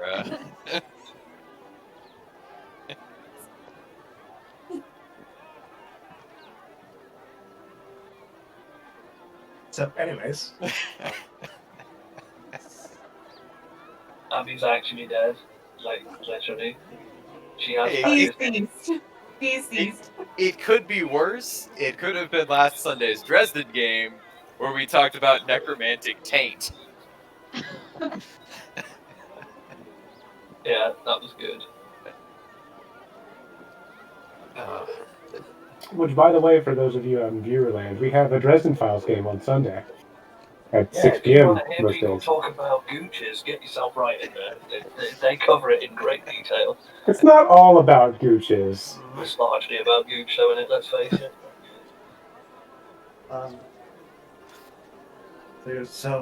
so more didn't make it out. That's terrible. There was some that went up to Havern, but they didn't come back this way. We met them in between the two areas. Oh, he seems a little bit relieved at that news. Going, good. I'm glad that those that came south were not the only ones that managed to avoid the fire. That is a relief at least. Line of inquiry. You seem to be a long way from home, as were your compatriots. What is the purpose behind this?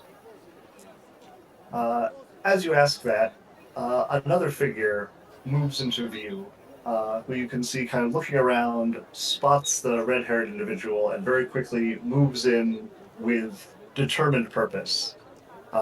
This man is short-cropped blonde hair, very clean shaven, square jaw, very, very clean compared to the other one, very rigid. Also wearing armor and the tabard. The thing that stands out to all of you is he has very piercing blue eyes. And he kind of steps in and goes, "What are you doing, Tobias? I told you that we needed to keep a low profile." Stops and turns to all of you and goes, "And who are all of you?" Yes, we're a group of travelers. My name is Alexei. It's a pleasure to meet you. I will offer him my hand. He will look at your hand for a moment, and then take it. Is Shockmore getting a lawman feeling off of them? How do you mean a lawman feeling?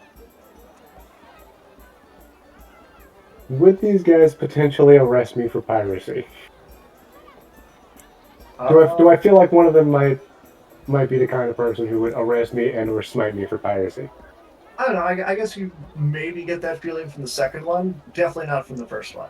Okay. Then Shockmore will not do his usual introduction here. Pretty sure they don't have jurisdiction where they Shakma, are. why are you taking off your hat and putting it? Yeah. But, But when he takes her hand, he says, "You can call me Zanti." a pleasure to meet you, Santi. We were just passing through on our way to the mountains, but we had come down from Palmas, and Tobias here was asking us if there were any more survivors. Oh yes, I'm sure he's continued to show concern over the villagers after that brutish red monster attacked. How long ago was that happened? That would have been 3 days ago now. Let's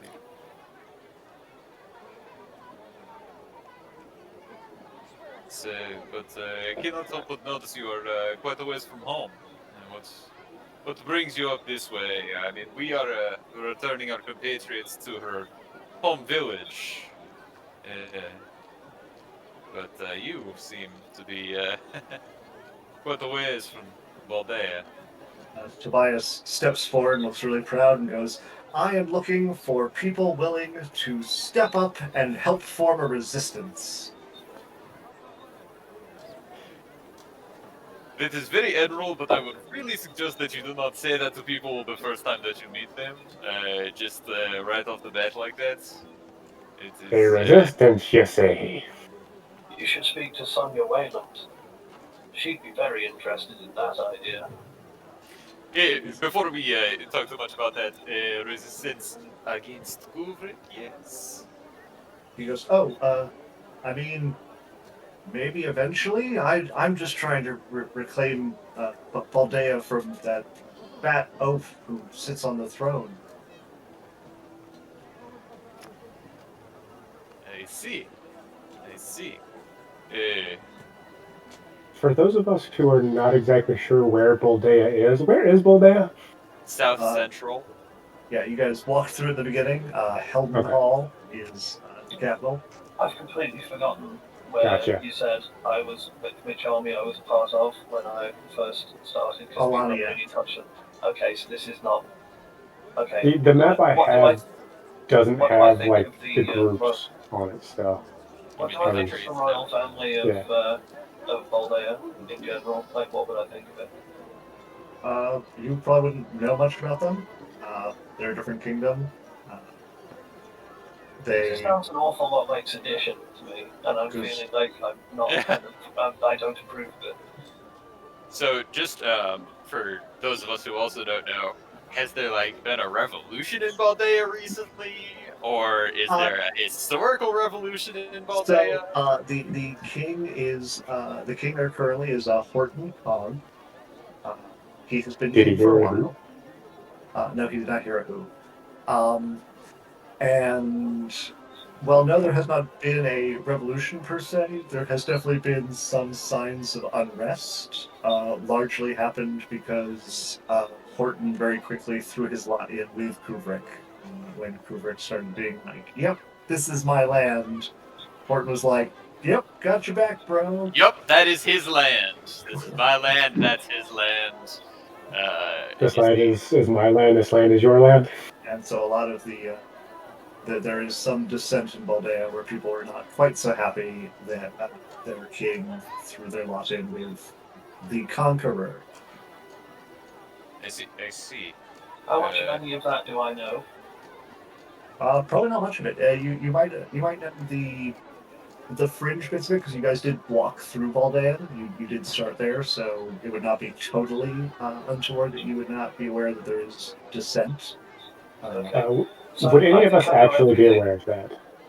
Yeah, I know everything I need to know to give the answer I'm going to give. Did you say would Shockmaw be aware of that?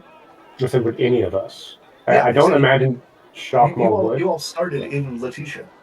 Yeah. So you guys had to arrive in Baldea, so it would be very hard to miss even the minorest murmurings. Okay, gotcha. Yeah, and I'm assuming that though slightly behind, I would have taken the same path because that's where I started. Yep, you had to trudge through all of Baldea to get where you were. I see. Given how my sentences appear to be taken wrongly by organics frequently, I would like to state the intent of this sentence is not to start a fight. Getting that out of the way, I will also warn you, I am heavily armed. This thing, what you are saying now, sounds an awful lot to untrained ears like sedition, yet you wear the colours of the country that you serve. Please explain your reasoning. He says, well, I serve the true Baldea, so it is important that I present a strong face to the people. And I'm going to start taking a note on my thing and mention and go, interesting, there appears to be two Baldeas. We'll amend map later. And where is this true Baldea located? That are the same Very place. confused at your question. I'm going to pull Prima aside and attempt to explain what the meaning of this. I'm assuming it's going to take a minute. But I'm willing to roleplay it if you want. You were doing Do so it. well. I want to see you do it. I want to see you do it. Burns As he pulls me up, as he pulls me away as well. Excuse me one moment, and I will get to the bottom of this. Yes, Shockmore, what do you need from me? When he says there are two Baldeas, he doesn't mean there are actually two Baldeas. He means He said true, not two. Only Prima said two. Sorry. When he says true Baldea, he doesn't mean that there are two of them.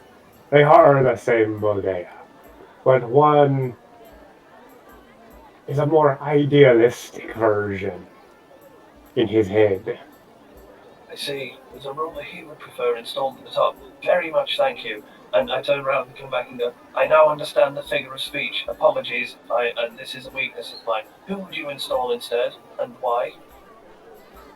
He looks confused.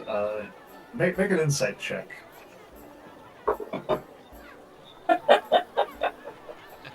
Please tell me you rolled a 0.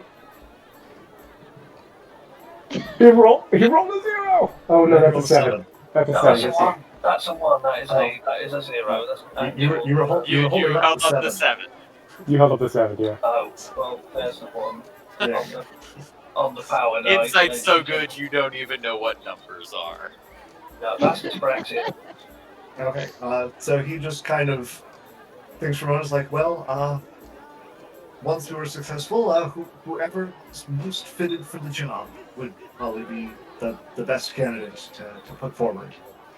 Someone with the ideals of the people at heart. Sounds like a And very you don't have logical anyone in method. mind? That sounds like a very logical method of progress. To achieve the situation, then choose the best fitting candidate for it. I wish you all the best in your quest.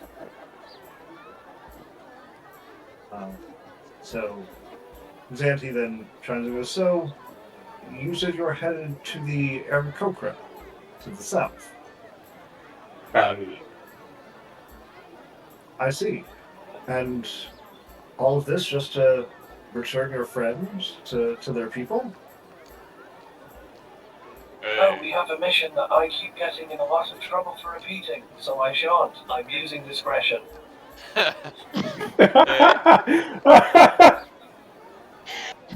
Yes, as Prima says, we do have larger goals in mind, but for the moment, the first goal is to return to this village. An awful lot of people have died because I keep telling them what we're doing. It's getting tiring. Swelly would like to interject and say it's a bit of a personal matter. I'd appreciate if you respect my privacy.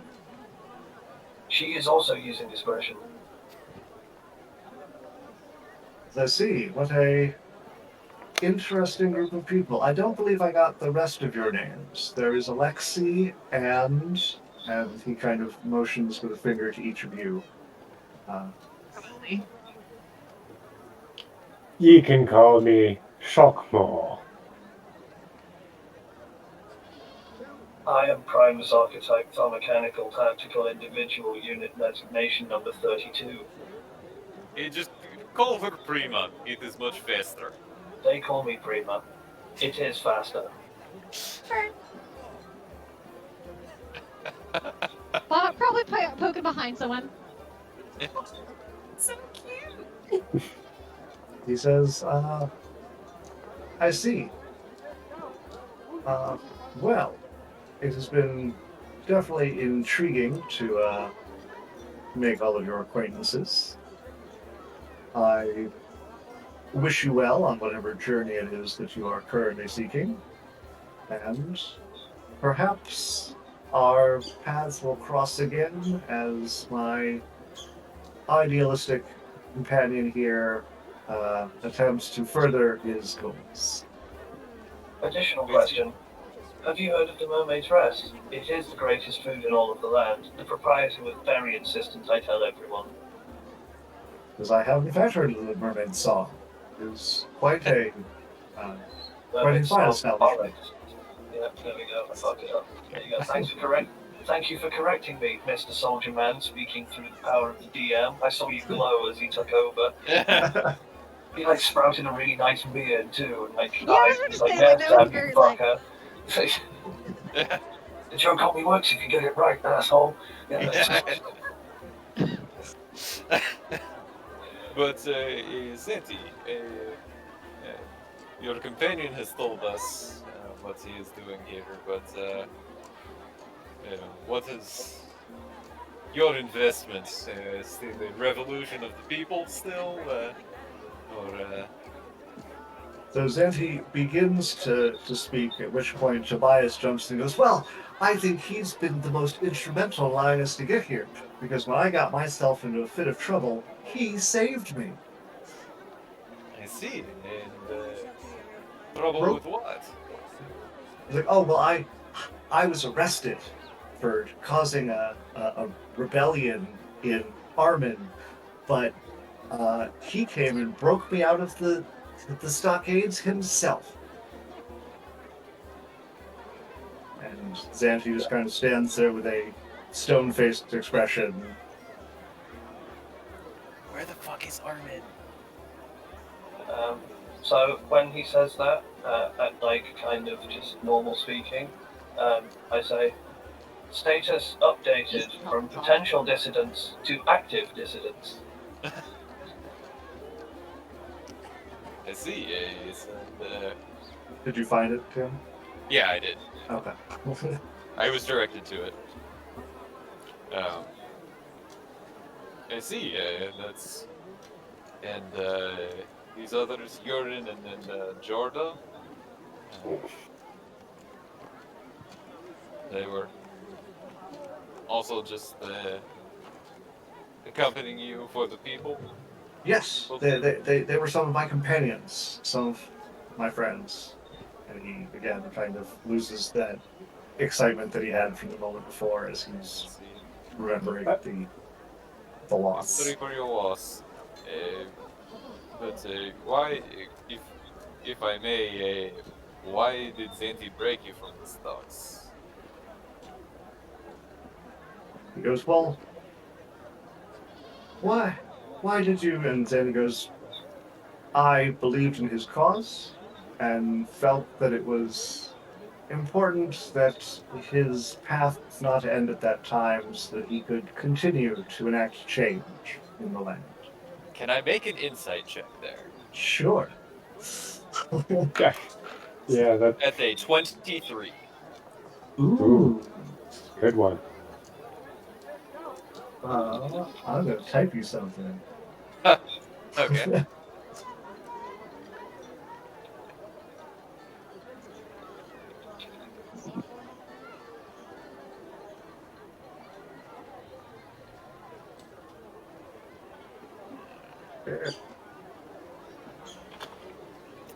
While he is typing, thank you so much to everybody who's watching right now.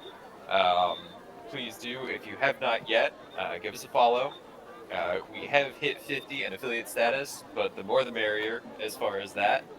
Now's probably not a bad time to do this. So we've had since last Nedia 2005, 9 days ago. We didn't shout him up. He followed by To Cats PJs. Oh god, I'm going to be doing this stream thing where you just murder everyone's names on you. Never mind, right? To Cats PJs. I know it is, but it's Tear Cats PJs because it's internet. So you've got to say it right. Followed by Nerd Gene, followed by Such Play Wow, followed by Rage to Rambe, followed by GRV Rush 2112. That's a Rush song. He's That's oh yeah, my of course, brother. it's GRV Rush. Oh yeah, it's Ace, so he knows what he's talking about.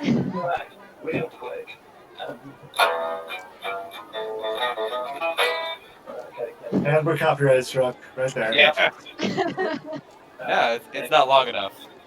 Yeah, I've heard that Which before. is what Sam And then hears all the I am- time. Yeah, and then I am the man with no name. Followed yesterday, and Padula of Mangata. I murdered the shit out of that name. Followed 2 hours ago. So if you're still out there, thank you very much for following. We will continue to bombard you with requests to follow and to sub soon. As soon as we've sorted out the taxes, so get ready for that. I will do anything. So get ready for me to base myself in the name of getting money. Thank All you. right. Well, my message got out to Tim, so we are back live. I see. Yes.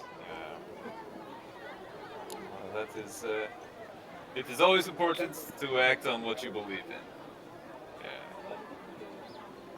But a question for you, Tobias. Why you, aside from the natural duty that every man feels to do what is right for the people? I'm not sure I understand the question. This is me, not Yeah. understand the question you're asking. Why are you taking it upon yourself to foment this revolution? Why Because- is Because, oh, well, I mean, my father always told me that it's important to be the change you want to see. I see. I see. Yes, we can. Feel Beautiful the burn. man. Because I mean, if we all just sit back and hope someone else will do it, then it's possible no one will. So it's better if someone stands up and tries to make a difference, even if no one follows. I see. But I have people like Xanti, and he gives him a big smack on the back. The man does not move a millimeter. I believe it. I'm definitely going to have noted that, and once again, like, kind of in a medium tone, just be like, physical stature noted, threat level adjusted accordingly. And then, is there a reason that you are here in Galbad rather than something a bit closer, like Moss or Ganon? Well, we'll probably be making our way to other regions, but we felt it best to start at this location as it was most likely to find dissension that was not from our homeland. I see, but then if you're there it is not the will of the people of Baldea that this revolution is, but the will of the outside forces. How does that work? Life just goes, I didn't think of that.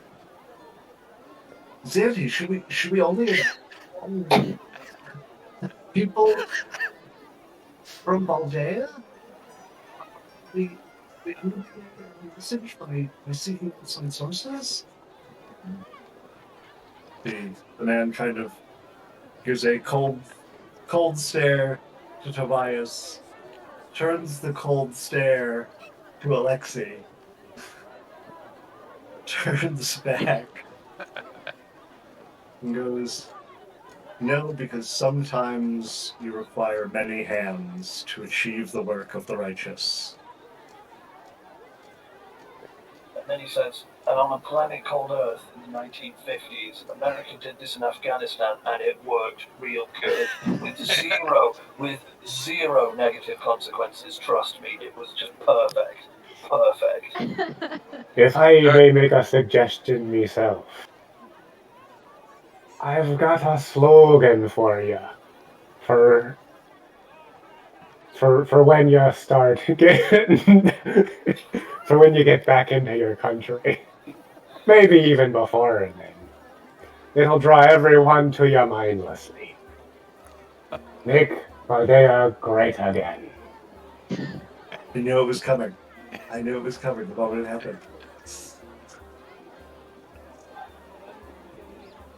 Yes, but you see, Shama, the issue with that is that it suggests that the issues with Baldea itself currently it is not with the ruling class of Baldea. Which, to be fair to the people of Baldea, it will be part of this popular revolution that Tobias hears. The issue is not with the people of Baldea, but with the people at the top, it sounds. And thus, it is not Baldea that needs to be made great again. The Baldean throne, or leadership, needs to be made great again. Aye, but it doesn't quite roll off the tongue, does it? Make the Baldean throne great again. I've run some basic calculations, though I can continue to over time if you would like them more accurate. But I do believe there's an 87.9% chance of make Baldea great again, not asking enough questions, but providing enough emotional support that actually it would win at least one election. But is it really something that will create lasting change in a positive manner? No, but that's not what it's about.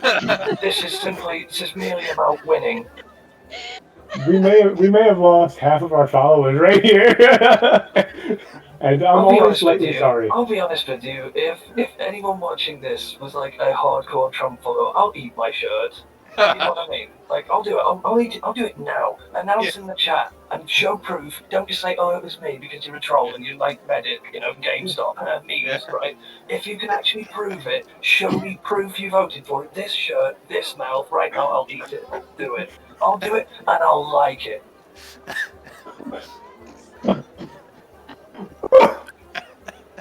All right, are you done pitching slogans to Tobias?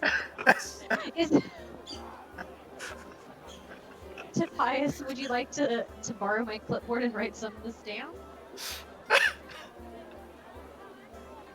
I don't know. I don't think I'm really at a point where a slogan is going to make a big difference yet. I think we need more people than words right now.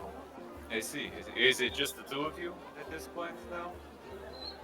Well, I mean, there's still people back home who are trying to do things, but out here there was the four of us. Now there's two. I see. Well, we will certainly follow your progress with great interest. Did you see the dragon? Not close at all. It's Fern, you said you saw it from a distance. Yeah, from yes. a distance. Saw a large winged red mass up in the air. Because it bore down on the city. Flames everywhere. It was massive. It was bigger than anything I'd ever seen in my life.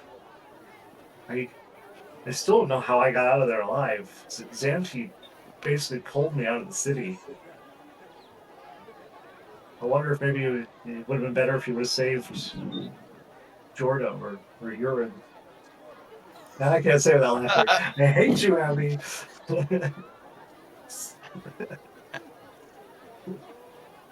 Maybe he just evaporated in the heat. Of battle. No, all that's left is the smell of sulfur. No, wait, I really screwed it up. I'm going to do it one more time. No. Maybe for ammonia. Yeah. Maybe he just evaporated in the heat. Sorry, right, anyway. There we go. Did this. Dandy goes, yes, it was a harrowing experience, but what can one expect from such a barbaric beast?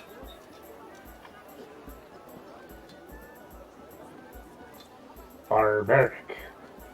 I've been told they're actually rather intelligent. Well, the rumors about red dragons are usually very inflated. And, Oh, so then you'll go up there and fight it?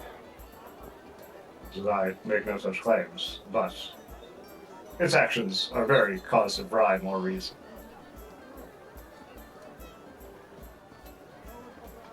I imagine there is a reason. We don't know it, and asking it right now would probably result in our inhalation. So this argument is null and void.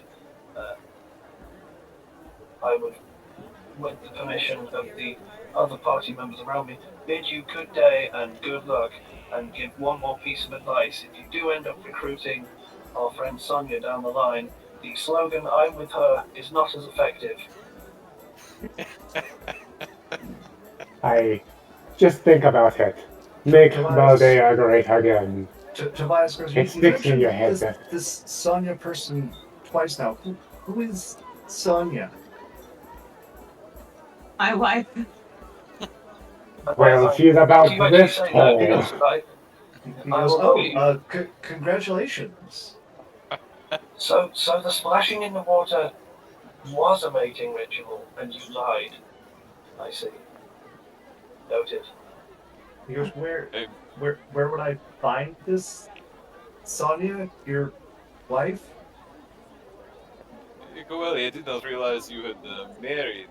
I can actually, as a priest of Thorn, perform a ceremony for you, if you would like. One day, Alexi. For sure. It will be most joyous. It is this unit's greatest desire to be a bridesmaid. That's I did not know that pretty much about your greatest prima. desire. Can I cater your wedding? Sandy goes, so if we are done here, I will allow you to continue on your way, as you clearly have pressing business. Yes, but before we go, I must ask if we do meet anyone who seems as though they would be a boon to the revolution. How should they find you? As well, I would direct them to meet Henry in Arden. Almost by the name of my own town. That was embarrassing. Yes, of course. I understand. Thank you so much for your time. Best of luck, Tobias. Yeah, the will of the people is a strong thing. Tobias goes in for like one of those hearty handshakes to like grab your arm and pat you on the back and thanks. And you can hear the Russian national anthem as the hands collide. Yeah. I will meet his hearty handshake and He bro smiles. hug, if you will. He smiles warmly and thanks you, and he's like, "Well, you all be very safe out there, because it's dangerous. It's very dangerous." Yes, it is, and I am sure Xanthi will do his best to make sure you are safe, little one. It is dangerous. Also for those who may get in our way. Okay. And with that, Xanthi kind of pulls Tobias away, who still kind of like waves encouragingly as they then make their way. As we leave, Shockwell kind of turns and just mouths, "Make Moldea great again." Also, as soon as I think they're out of earshot, so they might not be, I will say the red-headed one. He won't last long, will he? He will die. Potentially, but I feel as though there is something that Sandy is not revealing, and it may well have to do with who Tobias is. I see. There was something. He was hiding it well. I cannot tell what exactly, but his motives for rescuing Tobias initially did not seem to be purely altruistic. I see. This is all very much the kind of intrigue I instinctively and naturally do not understand. It is okay, Prima. That is what we are here for. Wait, Now that- Primo, you have instincts? I have programming. Is that not what you have biologically? It is Really? perhaps in fact better than natural instincts. The dwarf speaks the truth.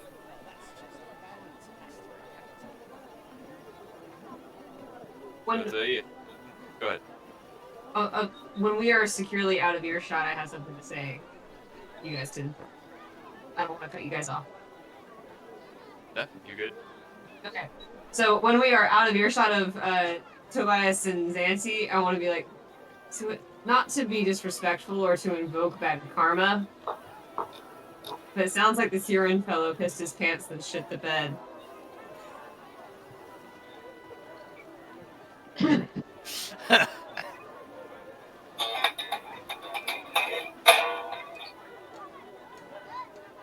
That's all I wanted to say. That hurt in such a good way.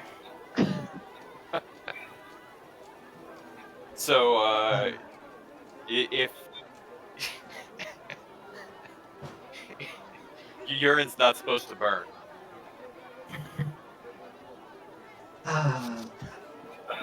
Okay, here we go again.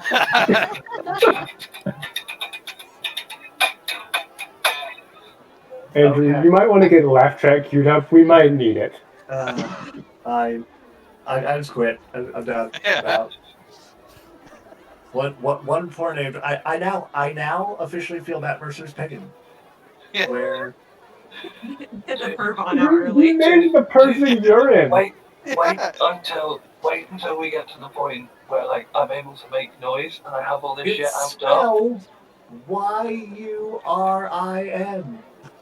That's Then really maybe you close should to have pronounced urine. it differently. Yeah, it's really close to piss, isn't it? That honestly, it's dangerously That close is, to that piss. is just a piss poor name. Yeah. Well, right, I'm running out of fucking slap legs here, boys. I don't play baseball. On that note, we're going to go ahead and take our break, and then we'll come back to see if they still have more pee jokes. So, You're thanks just for watching. pissed. Stick around, and we'll be back.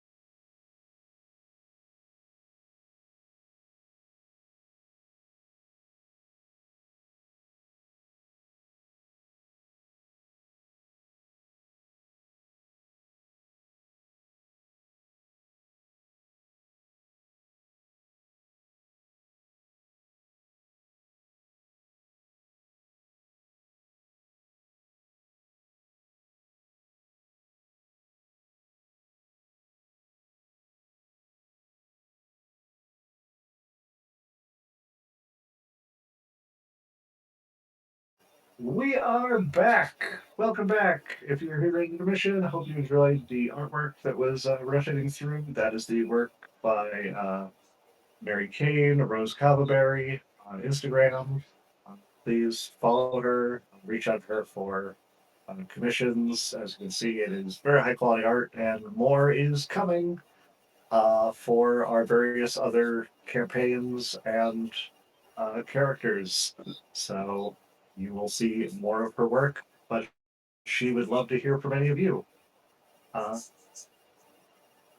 all right. So we left off. You guys had just finished your encounter with Xanti and Tobias in the town of Dahir. And unless you guys are doing more in town or have more to discuss, I believe you were heading out and southbound. Yep. Yep. Southbound and down. Wait, what else? Loaded up and trucking. Great Love job, guys. Southbound and down. So good. All right, so are We you? going what they are think you- we know. Oh, yes. Do we want to walk straight through the prairie land to go south, or do we want to try hugging the mountains so there's some cover that we can attempt to make at some point, should the dragon still be a threat to us?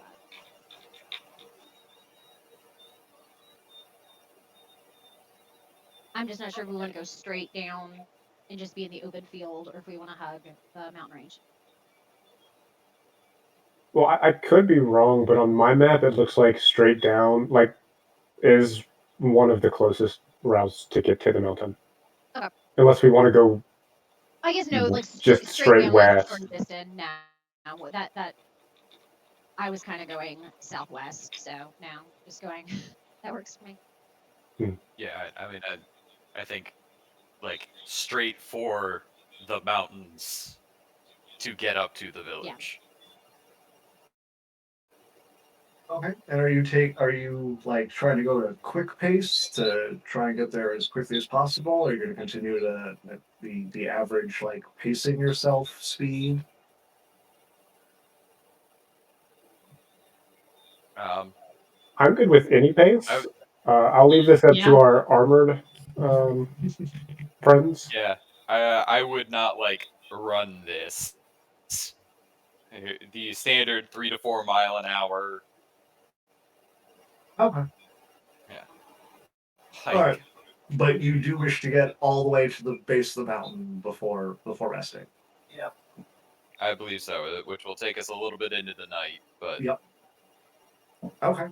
So then you guys press onward through following the more open terrain, traveling south. As the sun slowly begins to set in the sky, and it becomes dark, and you continue the path and can see the mountains kind of slowly looming before you. And it gets to be about midnight or so as you really get to within the foothills that make up the base of the mountain, which is, I guess, where you're going to make camp for the evening. Yeah. I think so. Oh, Jody?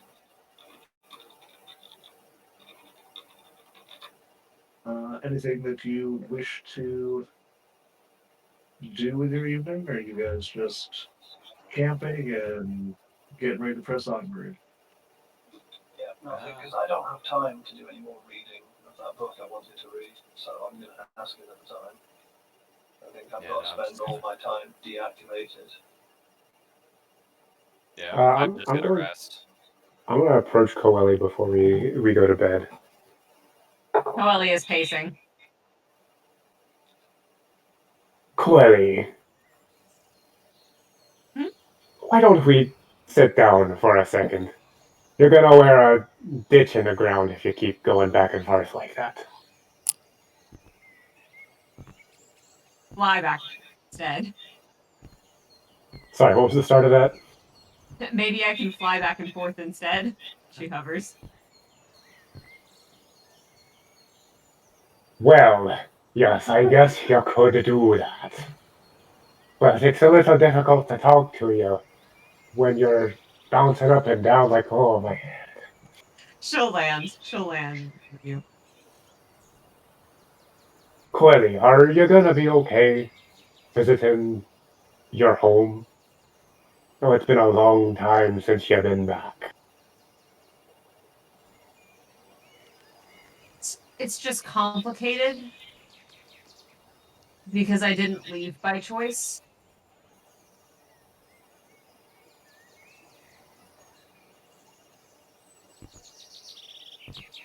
They I forced you out of your home? no. I may have taken something that wasn't mine. Oh, I do that all the time. Have you ever done it from Kubrick? Well, probably. We have robbed a few of his ships. You were with us at the time, remember? I mean Kubrick specifically.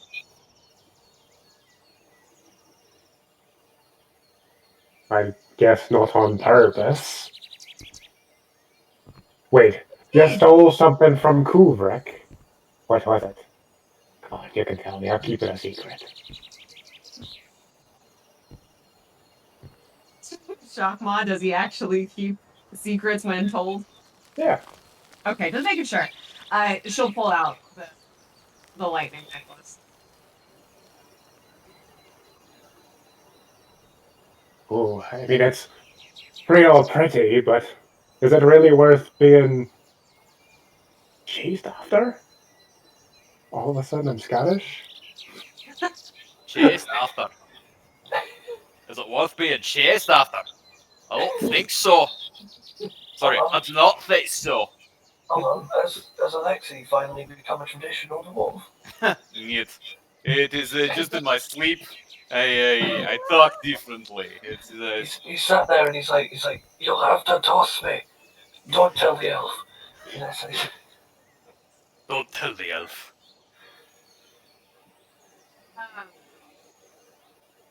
23. To answer Shockma, it's like if it keeps my family safe, yeah. Hmm. Does he know that it was you? I don't know. I would Well- think not, but I can't be sure.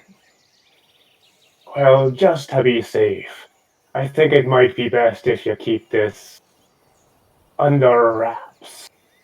Don't tell anyone from your hometown. So, so Kueli's top is like a wraparound top, and she tucks it back into the wrap.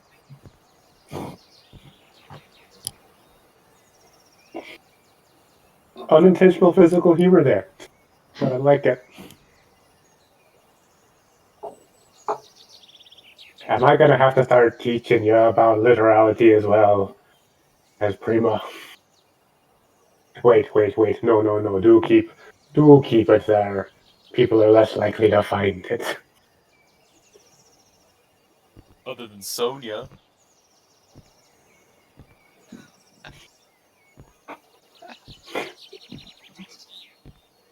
All right. Whole time. Well, I guess it's about time we'd be getting to bed. I would like right before I go to bed, if I can see anything, and kind of start setting bug bait. Just like if I see dead plants, kind of make a pile so they're all kind of there. Hopefully something will come up in the morning. But So what, you're trying to lure some yeah, bugs. if there's dead any kind of dead brush or anything, I try to kind of put them in piles.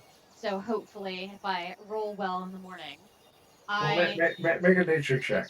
We'll see. It is a 15. Okay. I like that Fern has her own little mini games going on throughout. I'm just trying to do what a forest gnome would do with no food. Well, no food that wouldn't be delicious for at least 2 people, right? All right. The evening passes seemingly uneventfully. The next morning, you awake later than all of you are used to. The sun's already up in the air due to your late rest. Fur, you do notice that your efforts have attracted some bugs. Not an overly large amount, but there's a couple. Does anyone else want some? That is appreciated, but no thank you. Just because I'm Oeli will thankful. absolutely partake.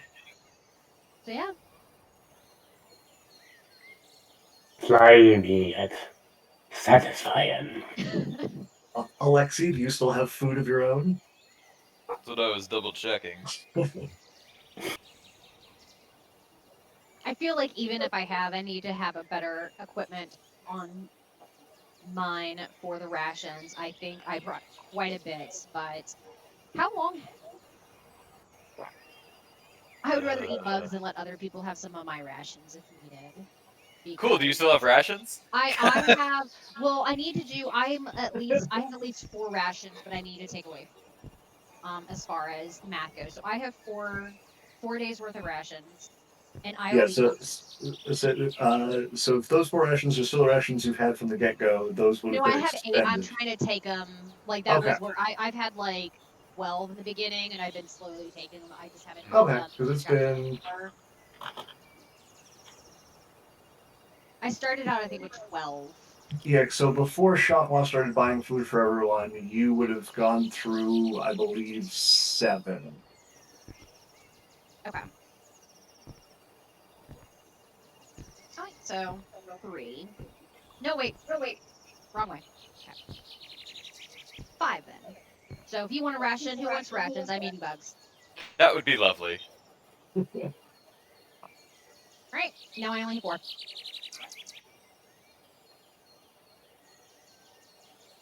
All right. Also, as part of the morning activities, I'm going to cast a spell. Ooh. I'm going to cast Find Steed Okay. for a giant goat.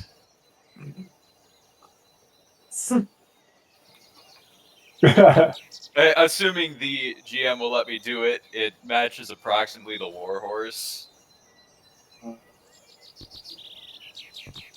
I was double checking that you actually got to choose. It does say that you choose. So Yep. sure, yeah, I will allow you to have a giant goat.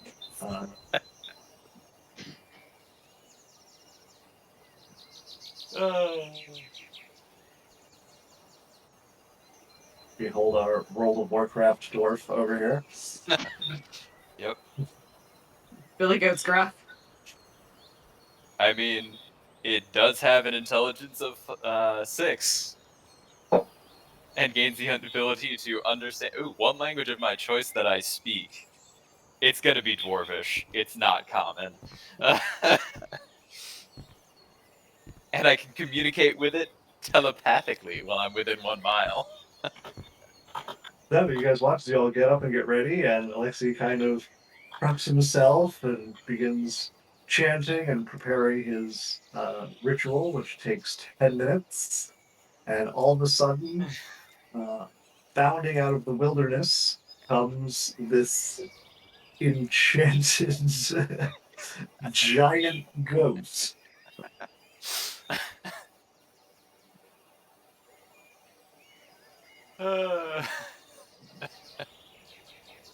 I'm going to choose to be both impressed and bewildered at the magic I just saw in front of me. In fact, can I roll Arcana to see if I can divine what kind of magic that was that just got used?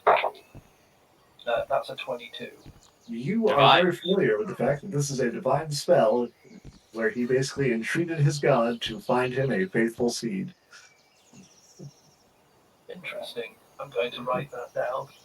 Yeah. With a small diagram. And when you do the ritual, did you make like a summoning circle or anything? Yeah, because Okay, I'm it gonna- summons a spirit, that takes Okay. the form of that animal. Okay, so I'm gonna like do a diagram as detailed as I can of the summoning circle itself and all of the runes used, etc. And like Ern's make a little note. doodle of your goat looks like a demon goat. It should look like a celestial goat, because it is celestial. Celestial demon goat. It's got dead red eyes.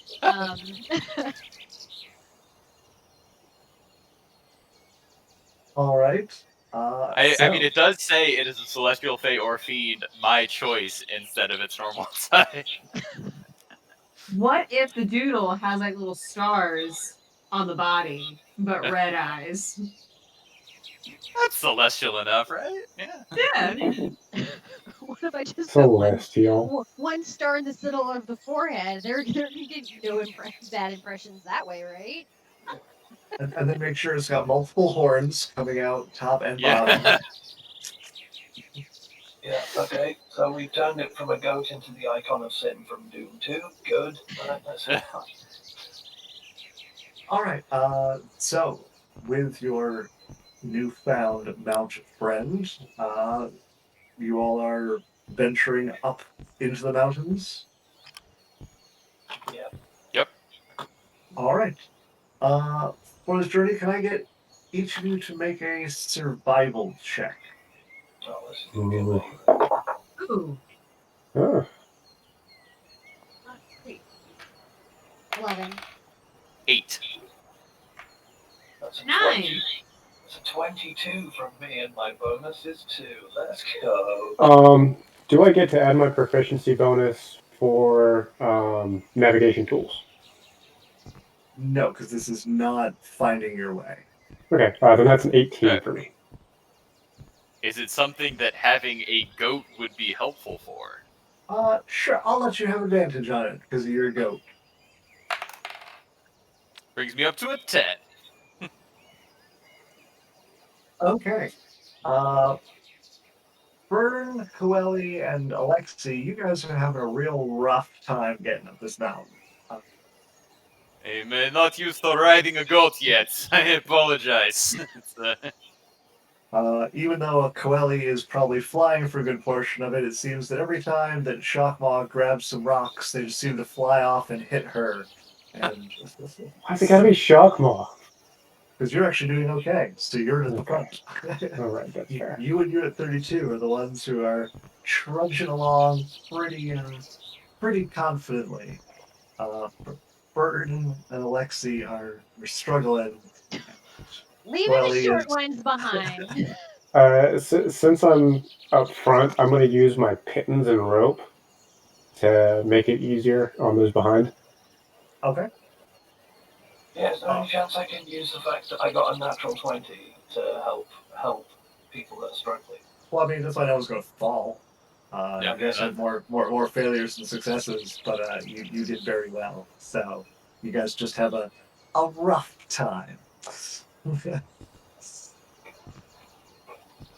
yeah, so Shockmaw starts using his pitons and rope to try and get a belay system going for all of you that lack aerial means. It takes the better part of the day as you climb higher and higher up the mountains. The air begins to get a little bit thinner, where it finally seems to like level back off again from rocky terrain to a much more gentle rise. As you all crest the top of that, a figure can be seen way up high, suddenly makes a dive down towards you all.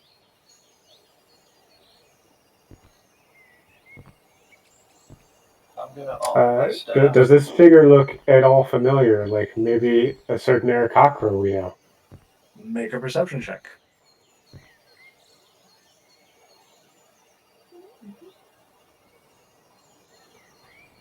Well, that's a nat 1 for You're looking in the wrong a direction. 7.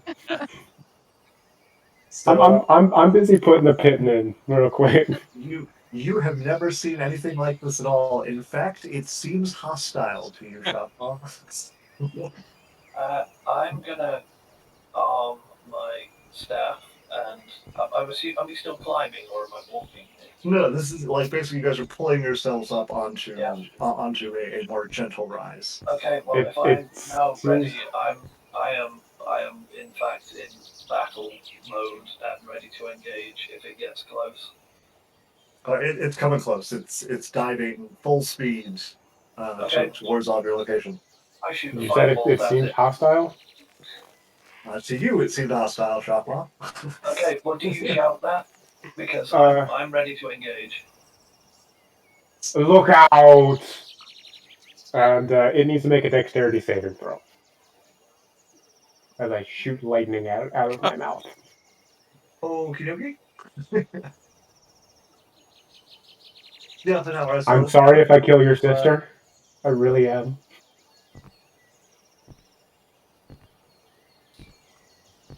Dexterity saving throw. That is going to be a 15. Alright, so it takes half this damage. Half of 5 lightning damage. Okay. Are you still firing a firebolt as well? Yeah, Thank you. he's shot at something that's diving us out of the sky and it's caught me by surprise. If it's not announcing itself, I'm gonna shoot it till it's dead. Okay. We'll roll a stack. That is a 21 to hit. That will hit. Okay, I'm really sorry to whoever this is. That's 7 plus. That's 8 fire damage.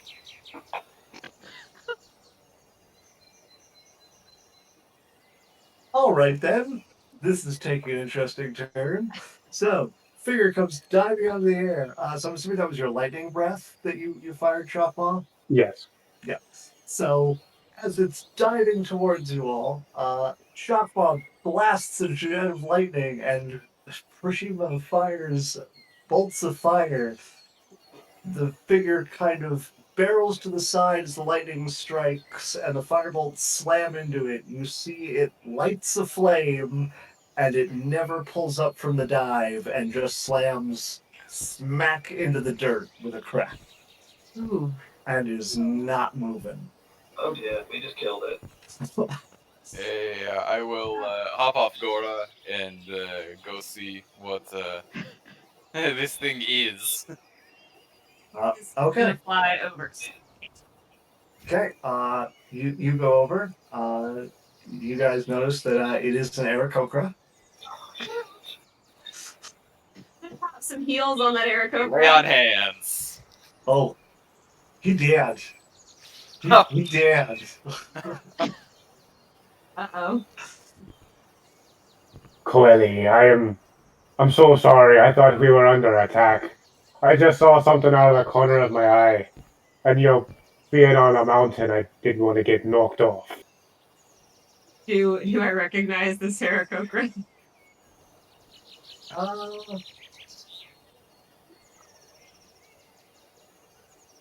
Yes, you do. Fuck. Fuck. Be an X. Be an X. Yeah. Roll for dating. Yeah.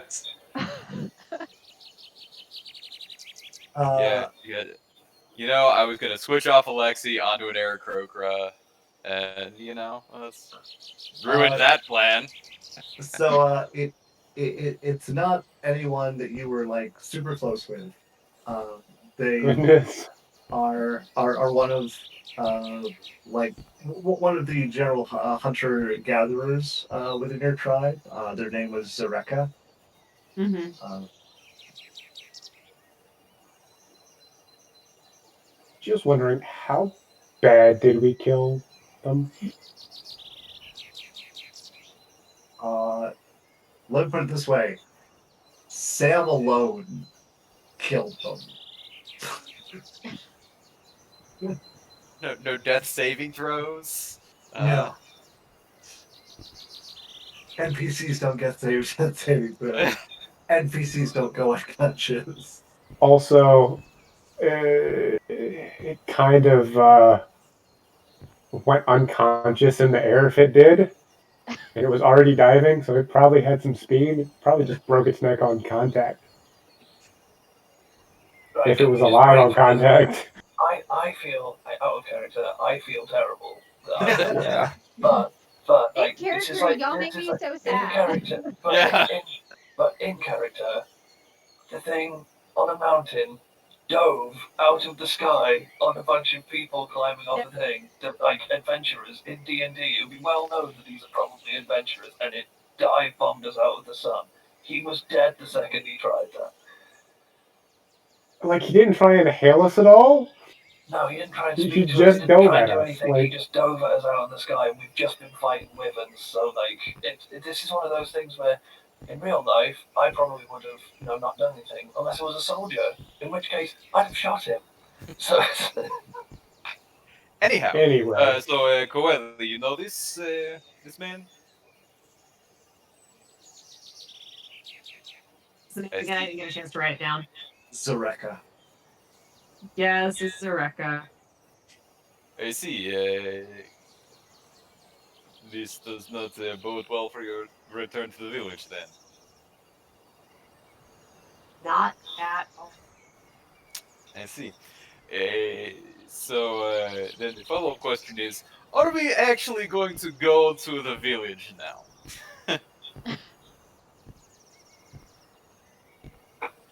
surely the body should be returned. Hear me While out. this is Yeah. going on, I would kind of like to take a look at the skies to see if there's anything else that could have witnessed what just happened. Looking for witnesses. Yeah. Yeah. Like, just in general. Yeah, those other 4 Aarakocra hovering up there, we're gonna have to kill What them. the hell Yeah. did they just We're just do? hovering up there going, I hope they're not going, because then they're not hovering. Yeah. why? Aarakocra have arms Oh, and wings. I just rolled a nat 20, so whatever it is plus Nice. that. Aarakocra don't need their hands to flap their wings. Oh, I thought they were attached. Nope, they have hands. I mean, their wings are attached, but But what was your perception check, Fern?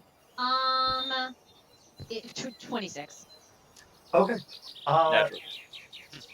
You do see there are figures in the air. You are not sure that they have actually seen what has occurred, but there are at least 2 other figures in the air. Okay. I am going to inform the people still around me. Look, there's more there. I will have Gora step over the not on the body, but over the body. The goat did it. The goat did it.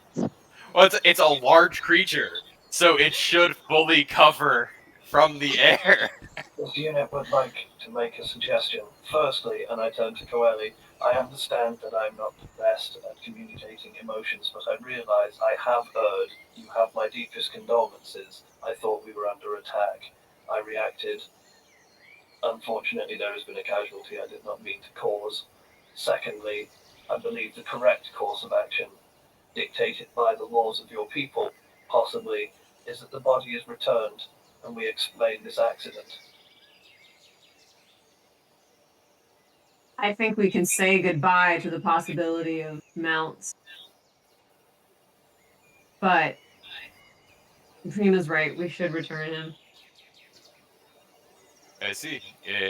Then I will have Gora move a little bit and load the body up onto her. I will assist with floating. In the interests of negotiations, this unit agrees to assume responsibility, as it was likely my strike that was the fatal one. So while you are making these arrangements, and Willie these is conversations, stressed as fuck. I am so sorry. I rolled so bad on that check. The 2 other flying figures also swoop down towards you, and as they get to within about 30-40 feet, kind of flip back and slowly come to a land and quickly go. Lily swoops up to meet them as well. Okay. When they see you, they greet you. Positively, like, "Oh, Coeli, you're back." People. You only recognize one of them, which is Quirik.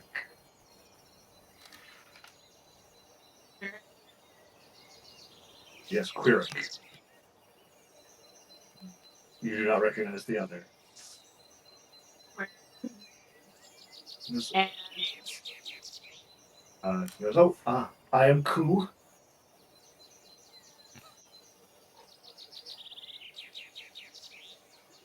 And they go, it's so good that you came back at last. We were worried that something might have happened to you.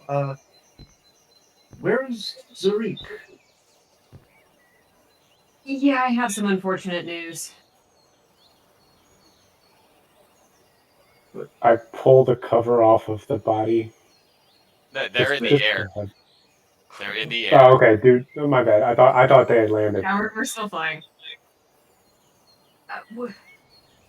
We found him. We were bringing him back. They go, what do you mean you found him? Did something happen to him?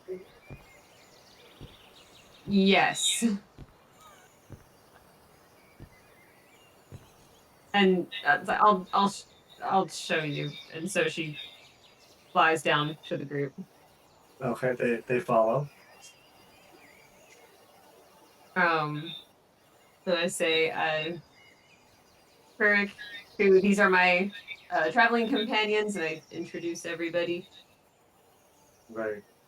They kind of give greeting. They look a little bit uneasy as they're a bit confused at what's all going on. So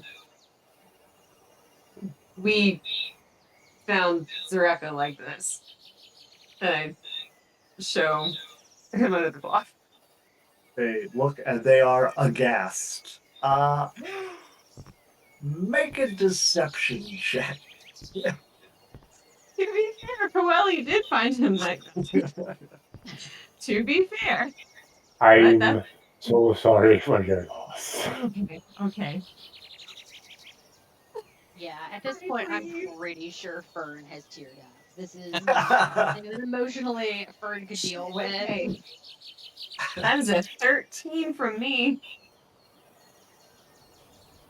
So that's your total, 13? Yeah. They go, you found him? What happened? What? Quirik goes over and like tries to shake Zareka. The body does not move. We've already tried that, son. Actually, man or woman? They appear to be both male. We've already tried that, son. He be gone. Just, all right, well, maybe, the Mother Zed can do something. Let's get him back to the village. Yeah. And they motion for you to follow. Off we go. Yep. I am going to appear the entire time as stony faced as I can. It appears as if I've like switched off any motors in my face. So I'm just as stony and I will be silent and just follow people. All right. As you make your way, it goes up a steady rise through some rocks, and as it curves back down again, you can see over the next area where there's a bunch of small, like TP hut type constructions, all dotted around. You can see a wide variety of Aarakocra. who are both above and amongst the ground within the vicinity. As you all crest the hill towards it, a whole bunch of people quickly come over to see all of you coming towards that, and like, oh, who, we have visitors, and then that tone very quickly changes to voices mentioning Coeli's name, that she has come back. Quirik quickly flies off past the others, shouting for Mother Zeed.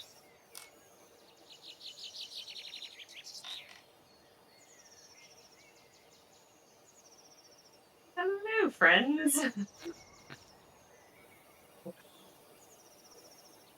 Ellie is trying to just like walk, or I guess hoverfly, following Ferric and Ku, but not like. Yeah, cool. Quirik took off like a shot. Like he was doing the Yeah. running So I travel. think she's like flying in that direction, but not at the same pace. I think she's trying to be a little more chill. Yeah. Well, Okay. I'm just And not following just, you with this So, Eric yeah. Hoker corpse on my giant goat. Large goat. No, it's a giant goat. Make a perception check for me, Coeli. Let's see. You betrayed me last time, so. Oh! Ouch! Oh gosh. Sounds like we need to employ a dice jail over there. Yeah! 5 total. Okay. Shit. All right, you're going back in the bag. You don't notice anything until it's, for lack of a better term, too late. As you're following Quirik and just kind of like, you very unexpectedly find yourself face to face with your father, Tuco. Hi, Dad. So you finally came home. We were worried.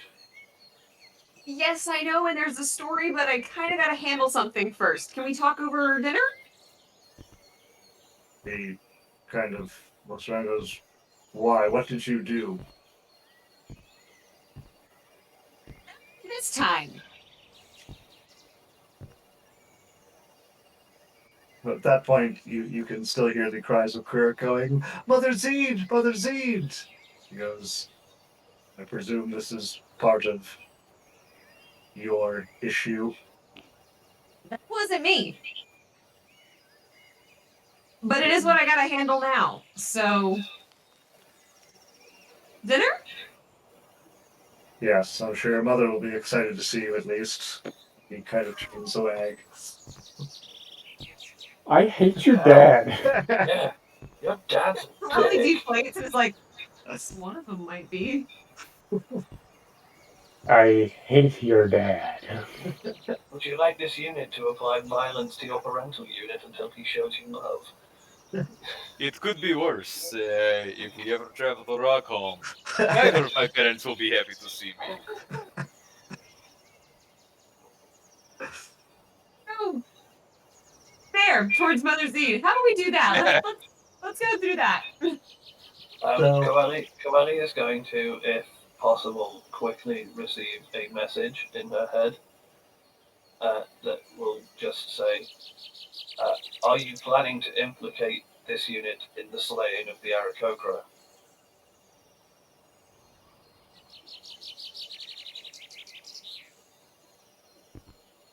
I'm assuming that's a no no, what but no. I think I managed to read your lips with the no. Yeah. So at this point, Quirik has returned with Mother Zeed, who is this older-looking Aarakocra, kind of hunched, feathers are kind of fraying, carrying a large staff with various baubles hanging off of it. And she kind of walks out and follows where he draws the attention to the corpse of Zareka. And you hear Mother Zed kind of begin to examine his body, and then proceeds to let out some chants in language that you guys don't fully understand, or she just deflates a little bit and goes, Zareka's soul has departed to the great sky beyond. And turns to all of you and goes, you strangers, where did you find him? And I answered that question since I kind of know the area. Yeah, if you want to. This is all you. Yeah. So Shockmaw was running the island. This is your island Yeah. right here. Guys, I will handle generic conversation. That's all you. Yeah. Royally will answer that. Tinkling, so. Okay, so you're just going to describe. So you're describing the actual location you found, or are you flubbing those details? I'm gonna describe like the spot where we were. Okay. And she thinks for a moment and goes, What happened? Was there anything around when you found him?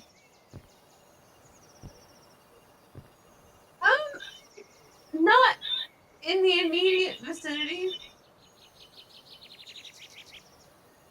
I see. This is very alarming. And you traveled with these strangers, yes? Well, I've been traveling with some of them for a while, so less strangers now, but yes. Strangers in what? Let's see. Well, we will have a sending off for Zareka. This is a great loss to the people.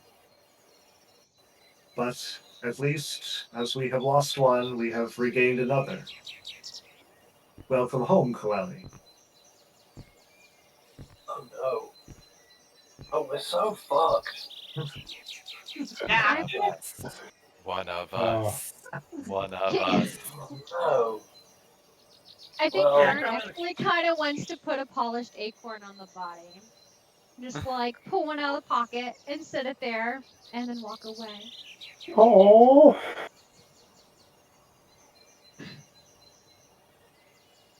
Ern's sad. this is such an emotional moment right now.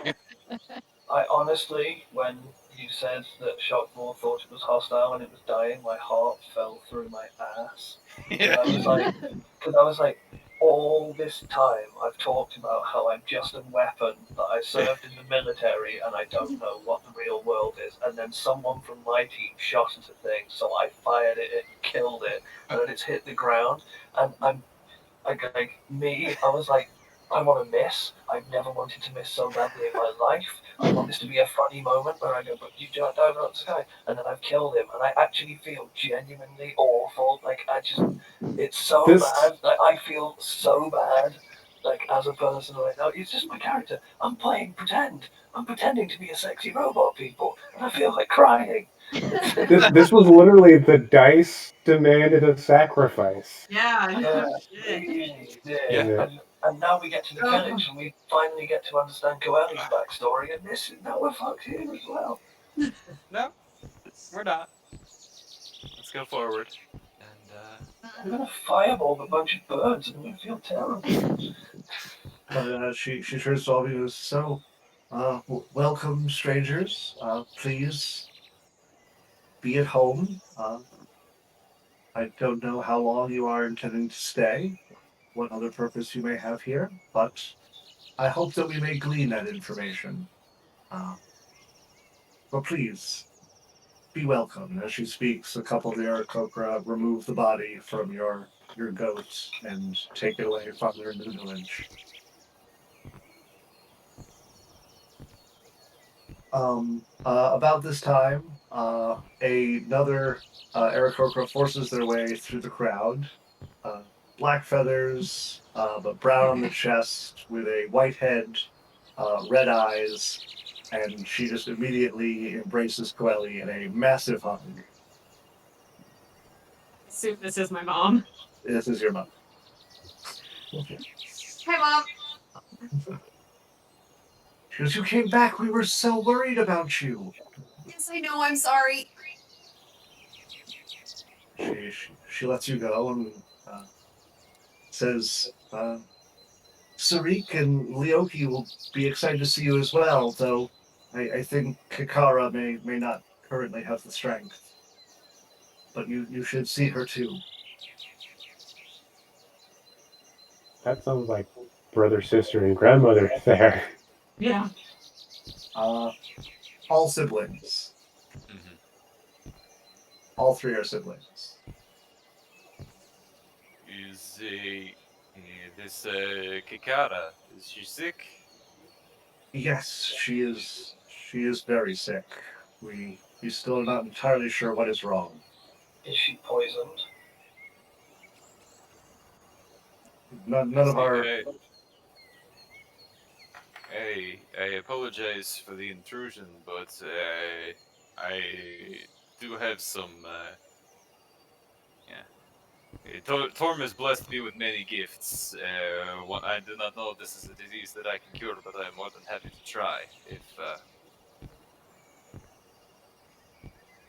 Yeah, you'd like. he might be able Get to. us some goodwill back. Get us some goodwill back. I kind of want to walk with you as well. That seems to be the direction I would prefer to walk in. This unit would offer, for reasons best not disclosed, assistance. I would like to witness the ill Aarakocra with your permission. She kind of looks at Alexei a bit warily, but turns back to Quelly and goes, You think he can help?" If anyone can, he might be able to. So I'm going to message Alexei and say, you are unaware of this, but the Primus Corps gave me some abilities I would like to use in an attempt to cure the Aarakocra. I believe you would call this redemption. Yeah, that does sound like it. Pretty much. But let us see what we can do. Okay. She leads Are you we about to all. go on Primus's redemption arc? She leads you all to one of the huts. It's not overly large. Inside, it's dark. There's light coming in from the roof and from the side. There's no light within the building. There are two Aarakocra about Coelli's size, who, as soon as they see her, kind of jump up and run over and go, "You're back!" me. Like, we thought the worst had happened to you. Yeah.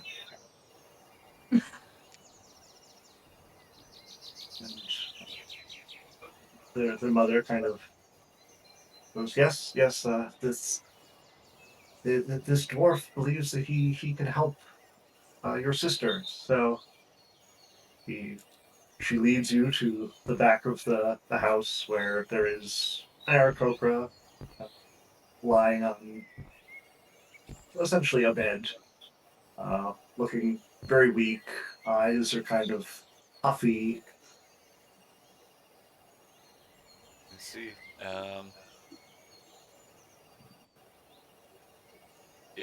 Prima, could you assist me over here with this? Indeed. I'm going to do two things. One, I would like to study the creature to see if it's got any kind of, like, if I can recognize that it's, like, say, ill, or if it's wasting from other, like, say, magical means, etc.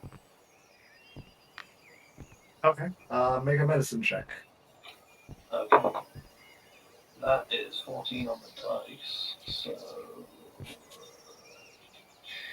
that's a 13. From what You can tell you don't see anything overtly magical about the cause. Okay, can I run an Arcana check to see if there's anything magical about the cause? Sure. That's much better. Where was that when I needed it? That is going to be a big number. That is 24. You still do not divine anything magical. Okay, so this malady is not magical in nature. I was going to attempt to dispel it instead, and from my back, like, because the body of the of 32 is all panels and it's all in like segments. From the back, like they fold out. It almost looks like butterfly wings, and she places a hand on the a hand on the head of the creature and casts lesser restoration. What's that? I was curious. I was like, what on earth do you have that you think you can use? Yeah. I'm looking at the spell sheet.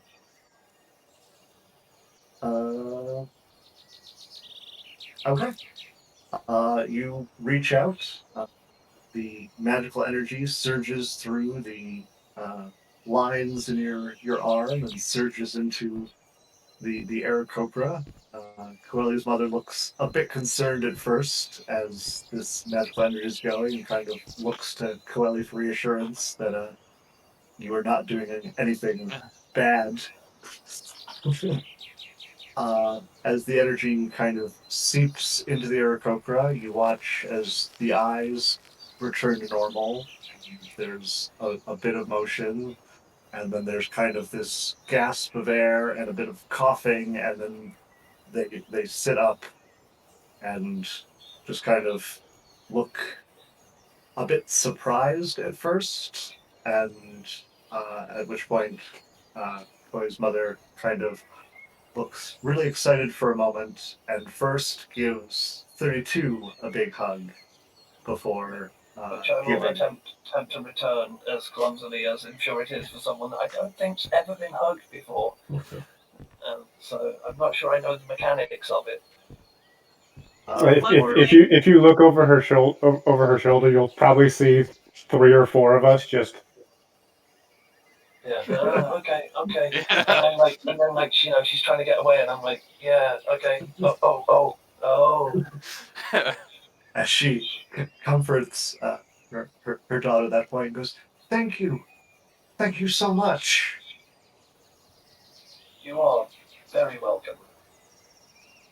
And then I look at the one that I just heard and goes, according to the customs of your people, would you also like a hug?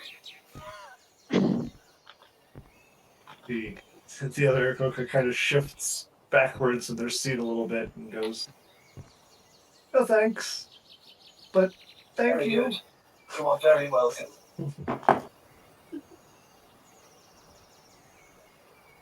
Ellie's gonna step forward, sit down next to her, and be like, "Hi."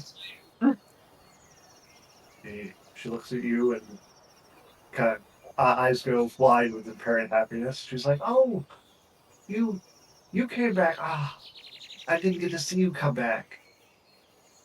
I just got here, so you didn't miss much. Just the death. Yeah. Importance. Not important. Kids like you don't need to see that. That's fine. That's fine. So, where to now, folks? Well, are we reaching late in the day? Because it's Yeah, what time is it? Let's see. get up You- the mountain. Yep, took better part of the day with all of this. Yeah, I'd say it's probably pushing 6, 7 in the evening. So, Mom, say this in dinner. He's like, are all of your friends going to be staying? Yes, I would have called ahead and told you, but But we don't have phones. In order to ease the logistical strain, this unit needs neither shelter, nor food, nor water, nor oxygen, and isn't in fact functionally immortal. However, that detail I realize now I've gone into it was not necessary. I shall wait outside. And I excuse myself from the room and walk out. Hey, Primo, wait, don't just because you aren't eating doesn't mean you have to go away. Yeah, you can stay. Um, I believe it is wisest if I, in fact, watch the door. She nods at all the things that Unit 32 says. Does For Unit Prima 32, put the emphasis on watch the door like you did, or She would be like, I don't want to be there. I have a habit of saying that, in fact, I'm going to message you with, I don't want to be there. I have a habit of saying the wrong thing. And remove, and I then, because no, again, I've said that to him, but there was no noise Yeah. made. I just leave and go stand outside the door where I will pose myself threateningly with my staff out and then deactivate. I will respond to the message first. That being, but this may be a good time to see how the family concept is interacted. Okay, well, I'm going to message back one more time and say, I will conduct studies in an area where I haven't committed murder, and then go outside and deactivate. okay. So during your entire description of all the reasons why you do not need to partake or need anything, Coelho's mother kind of nodded along with everything you were saying, and then as you left, she kind of tilted her head to the side a moment and then goes, "You certainly have met some interesting people." Yes, she does that. How about yeah, we help with dinner? Yes, let's. So while they're preparing a dinner, the rest of you just gonna hang out. I will also attempt to assist with dinner. Okay. Fern, Alexi. Now, I will occupy the other children if they have any interest in me. Otherwise, I will just sit there. Yeah, they have lots of questions about where you come from and what your home is like, and everything you tell them about Rockholm is fascinating to them. I'm gonna be in the same room, but playing the pan flute. Yes, it is an Okay. absolutely fantastic city. High vaulted arches. I mean, much of it is underground. It is an amazing feat to have hollowed out the mountains like this. It is absolutely beautiful. Uh, I miss it. It is... So after a while, the food is prepared, and everyone sits down for a meal. This time, Coeli, your father also comes back and looks around at all of the assembled people. Does he Kind walk of. past the massive 6'5" robot? That's right, you're Goblin outside. So yeah, you actually encounter him first. And where the Oh, goat that's okay. laying down If he- next to her. If he walks, How if he long walks do you in, have the goat for? if he walks past me, I will Yes. activate suddenly, so my eyes will just like the ring lights will come back in, and I will go. Welcome. Do not be alarmed. I decided to perform guard duty outside of your house. I have no need of the food inside. he looks you over and goes, "So I presume the others are inside." You presume correctly. He nods and just walks past you. And And I switch my eyes off. Yeah. So he comes in, he kind of gives a greeting, is greeted by Chloe's mother and the kids. And he, as everyone kind of sits down at their places around the table, where it's kind of crowded. This table was not originally meant for so many people. Before he takes a bite of anything, Tuco turns to Quelly and goes, "So why didn't you come back?"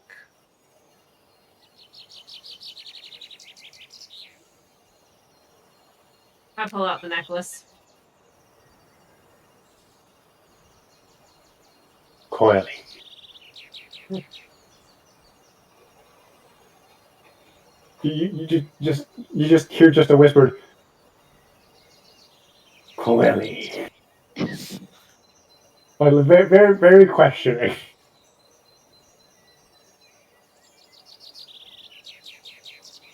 He I'll goes, I'll lean over to Shakma and be like, if I can't tell my family why, then what was the point?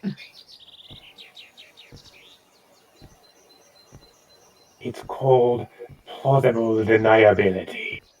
If they don't know something, Shakma. Leave it be. This is her decision. I do not know what is going on with this, but clearly she wants to do this. So please. So I pull that out and I say, learning about this and why I was gone, it's possible it could put you guys in danger. And that's why I didn't come back. So if you want to know, I'll tell you. But if you'd rather not, I understand and I'll keep it to myself. make a persuasion check.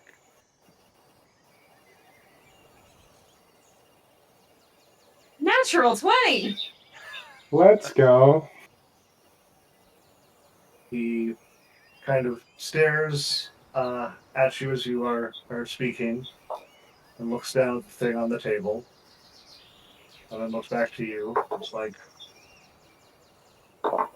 if you believe that this thing would be a danger to your family and the village, then I can understand you did what you did. It is bold to go against what people might expect of you. And I can respect that strength in you. I wish that you had the faith in us to be strong beside you, but I understand that you have always been an independent one, so I understand. If you believe that this object might present greater harm to the village and you wish to take it onwards, then as much as the family would hate to see you go, you have my blessing. And I would hope that winds always take you to where you are safest.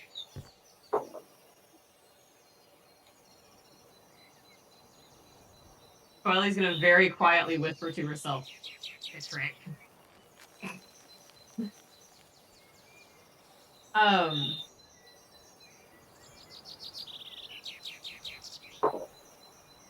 Great, well now that's over with. She tucks it back in.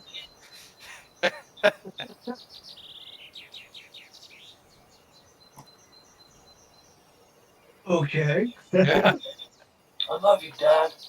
Yeah.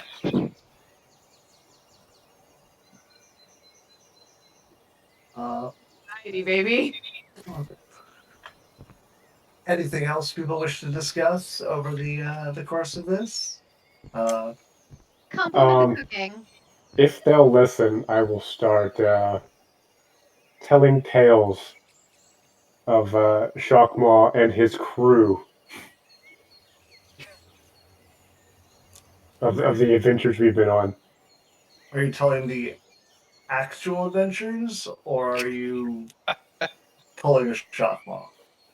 Oh, I'm pulling a Shockmaw. Come on now. It's called I do- pulling a Shockmaw. I do appreciate the ask, though. But in this particular case, I am pulling a Shockmaw. In this particular case, I'm pulling a Shockmaw in Coeli's favor. I'm making her sound like the heroes here. The one keeping us together, the one slaying the creatures. Make a performance check.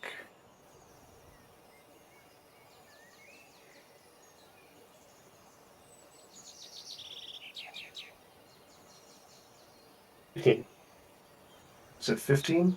15, 1-5. Okay. So the kids are enraptured. They think these stories are amazing, and they keep looking at Coeli like, "Oh my gosh, that really happened." Um, the the father seems to be taking it all as just silliness, and Coeli, your mom looks horrified.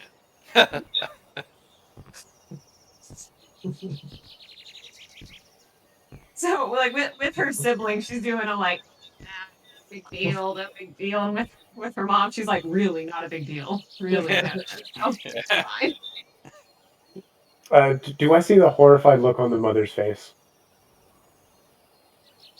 Hey, I would say no. I would say you were Okay. definitely too wrapped up in what you were doing. You're just like, and then there were these blasts of fire.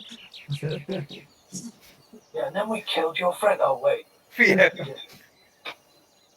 All the way until we climbed that mountain and killed that Aarakocra. yeah.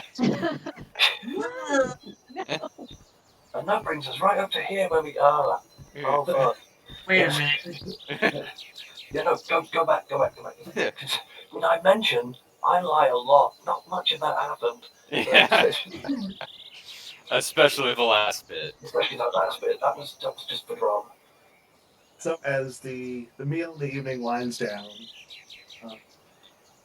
your father kind of stands up at the end and goes, "So, where are you all bound next?" We're continuing on south. I see. Where in particular? King's Rest is the next planned stop. He does not look at Alexi as Alexi offers that information. He just continues to look at Coeli. It is fine. He goes, Yeah, see. that one. "I see. That Yeah, is very that one. that is a very long way. How do you intend to get there?"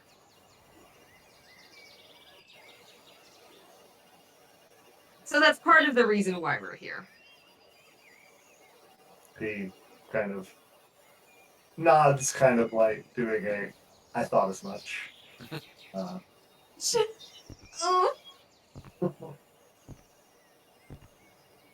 So you wish to procure flying assistance for your less graceful friends.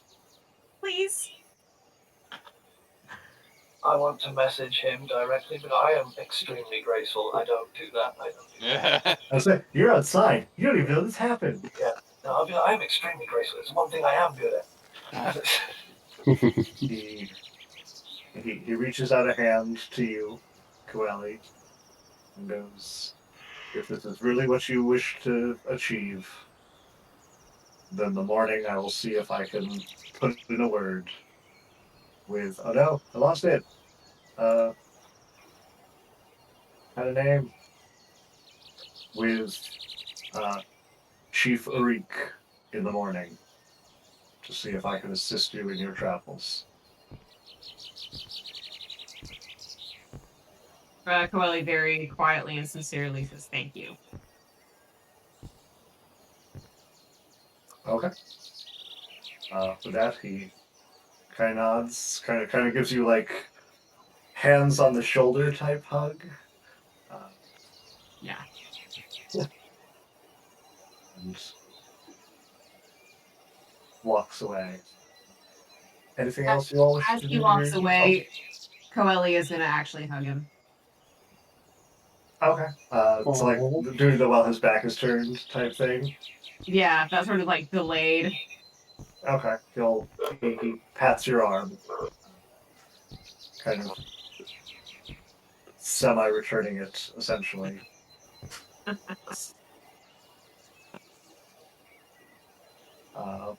Anything else you guys wish to do with your evening?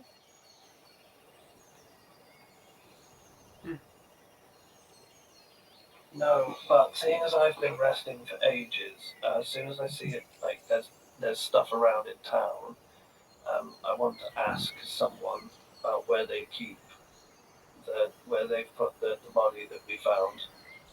and I would like to see it if they will allow me. I mean, you notice that, like, as it's getting dark, action has almost completely ceased. Everyone's Oh gone yeah, no, indoors or rest. I mean, like as everyone goes to rest, the moment I see people are up in the morning, I'm gonna go. Oh, so you mean first thing in the morning? Yeah, because I will have Gotcha. rested. I will be rested like really soon because I've been deactivated all this time. So as soon as I see them, I want to go. So we don't have to do the whole thing, but basically all I'm going to do is ask them where the body is and would they allow me to see it if possible. Okay, but for sleeping arrangements, Chloe's mother uh, sheepishly offers you all the floor, saying she can't offer you anything else. It is fine. The floor is perfect for me. Thank Say, you. Is there any like space outside of the shelter? Because I mean, like, I've got my bedroll. I can put it down outside. Yeah, It's not- there's plenty of space outside. It's just Yeah. if you're wanting a roof over your head, this is the roof. I have a goat I can snuggle into.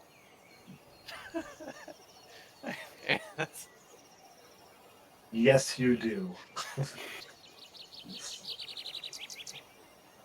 All right. The evening passes without event. The following morning, Unit 32 is up and mobile at sunrise, seeking out the body. It's very easy to find. It's just kind of set up in the middle of the village at this point, kind of like a bonfire setup is being arranged. Okay. So I want to walk up to the body and I will say, it is a great tragedy of your passing. I am unfamiliar with mortal customs, but something in my program is telling me to honor you as best I can. And I pull out one of the daggers that I have on me for some reason and examine the blade and then take his hands and place his hands on the dagger so he's like holding it like that. And then like lay them to rest there and say, I'm truly sorry, and walk away and then go and deactivate myself next to the door. Okay. All right. So the rest of you are awake the following morning.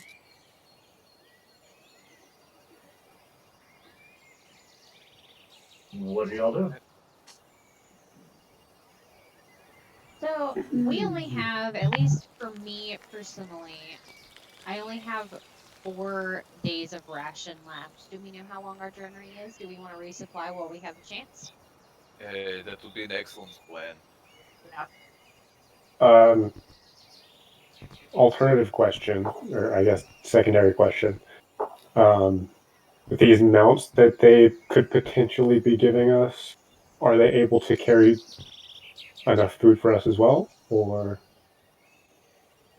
by how many days ride? I guess, and are we able to carry that much food on the ride? So let's see. It is going to be roughly, if I'm measuring this correctly, about 600 miles that you guys are going to be traversing.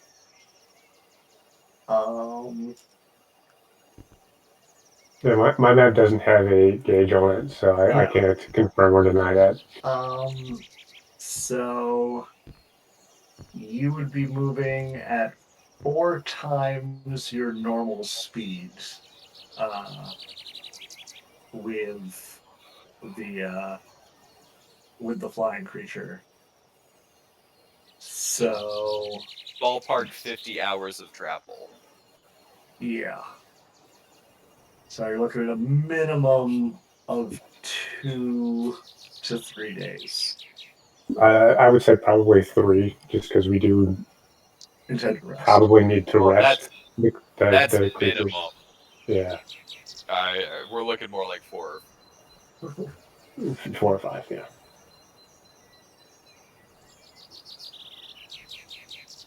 Yeah. Okay. 'Cause, I mean, that's 5 days at 10 hours of movement a day. Mhm.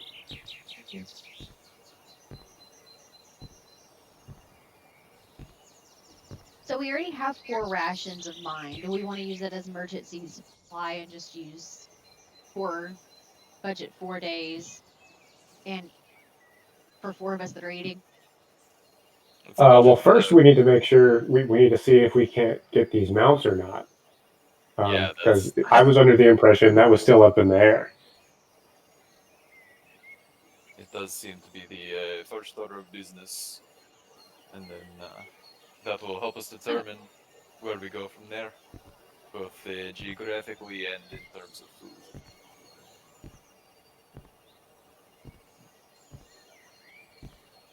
Okay. So, what are you all doing yourselves while you are coming to this decision? You're just chilling, waiting. Are you going somewhere?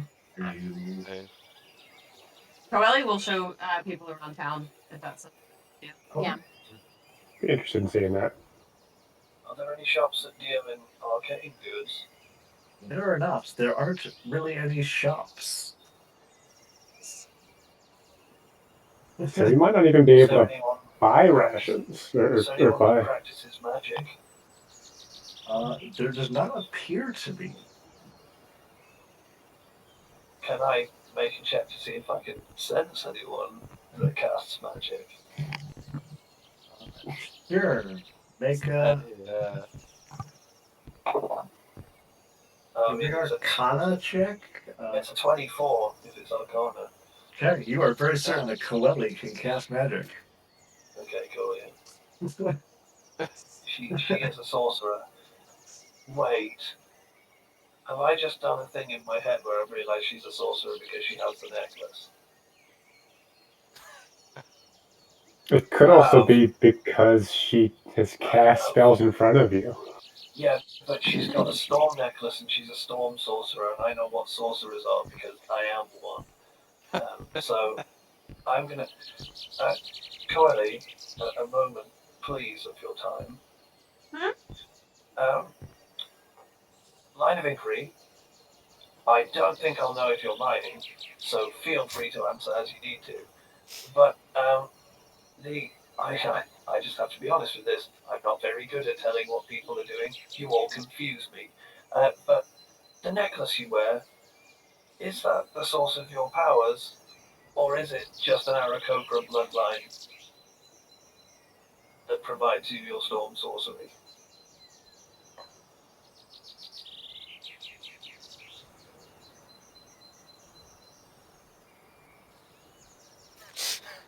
You got it, Prima. Got it in one. Is this sarcasm, or I'm unfamiliar with your customs? No, Prima. You got it.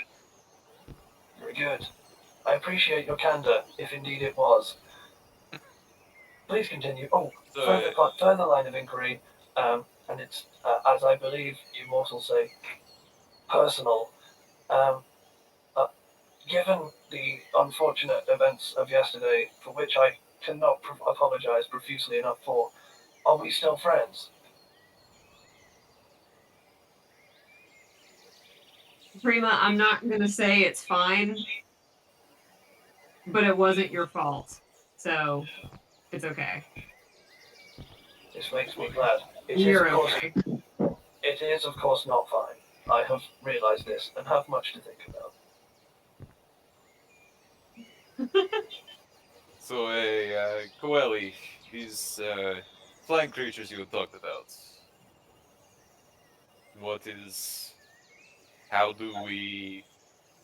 Where? Questions, many of them.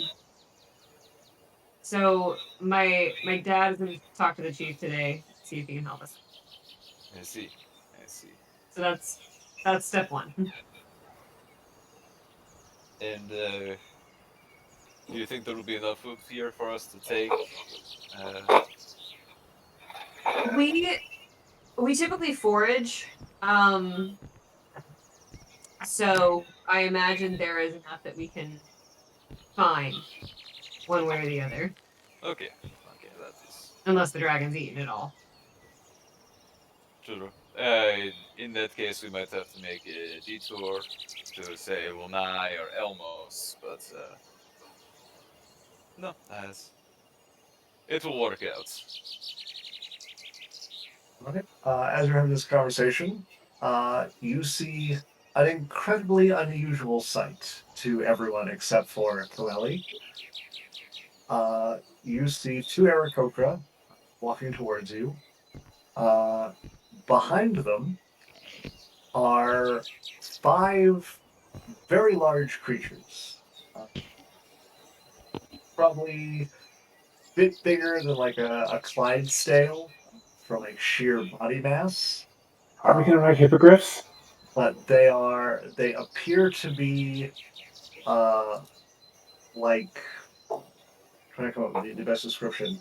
So they look kind of like a fox that stands on 2 legs, and instead of 4 legs, they have giant rainbow-colored wings. This does sound cool, but it's also Sounds not a like something hippogriff. the Horde would ride. I needed to have a scorpion tail and be a lion, and then we're good. So a bipedal rainbow winged fox. Yeah, that. Uh, That is awesome. That is I pretty love cool. it. I love it, and I'm keeping mine. Fan artists. Also, I'd call that more of a wolf than a fox. okay, a wolf. Bipedal winged canine. Yeah. The 2 Aarakocra approaching you are the one you recognize as Tuco, Corelli's father. The other one is wearing kind of fine robes and a headdress. He goes, "Greetings, strangers. We don't see many of you in these parts, but I have been assured that you're a friend of our people and one of our tribe, and that you have even performed a act of kindness and healing to one in need."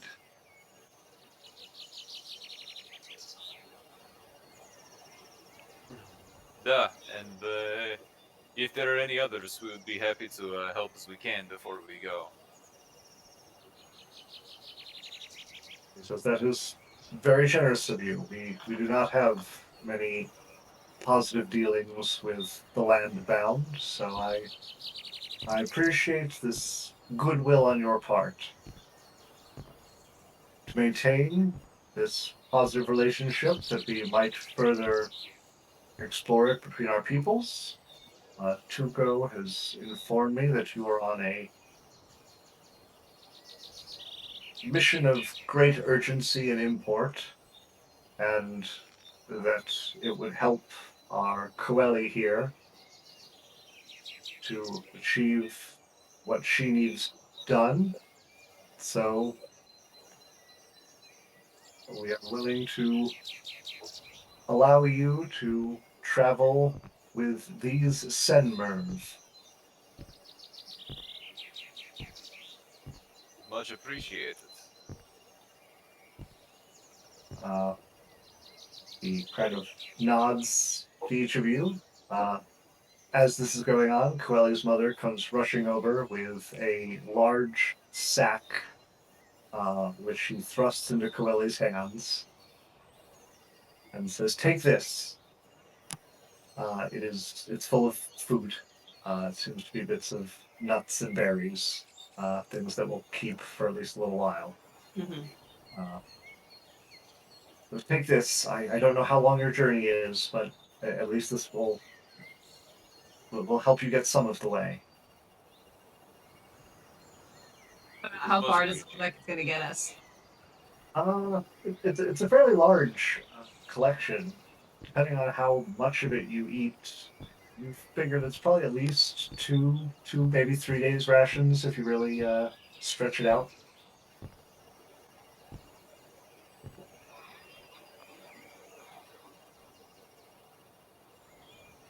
Saying, That's pretty far. Thanks, Mom. thank you for all the kindness you've shown us. Here's a little something to show our gratitude. I'm going to hand them 5 gold pieces. Okay. Who are you handing them to? Are you handing them to the mom? Who is the closest? I probably would be the mom, actually. Okay. Yeah. She looks down at the coins and says, well, thank you. Please take care of our Coeli.